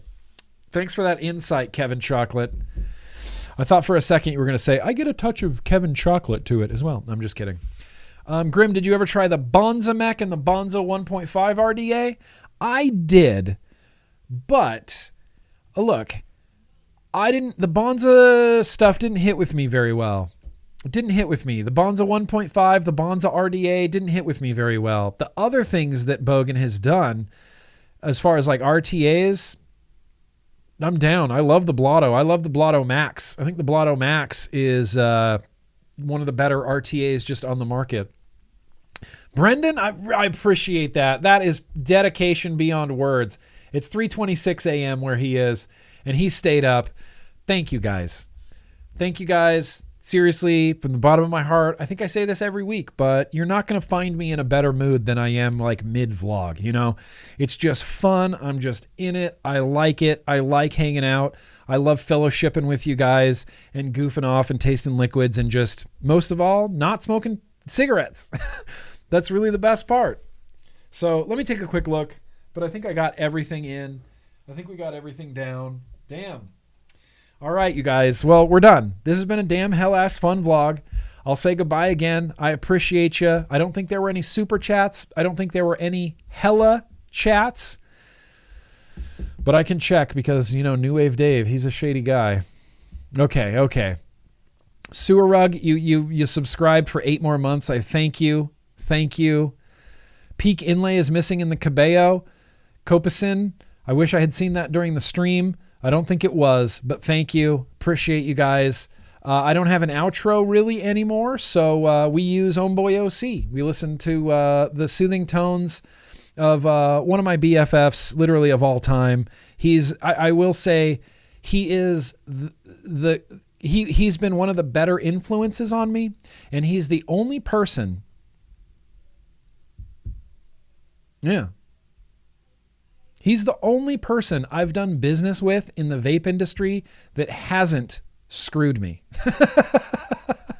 He is the one and only. It's Homeboy OC, one of my favorite people of all time. Peace out, you guys. Yeah, cheese that jelly.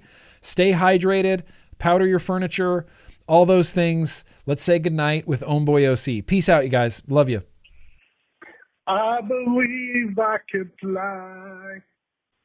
I believe I could touch the sky any time of year. Dun dun dun dun dun dun. I believe I can fly. Thank you very much, Mike D. Everybody have a good night.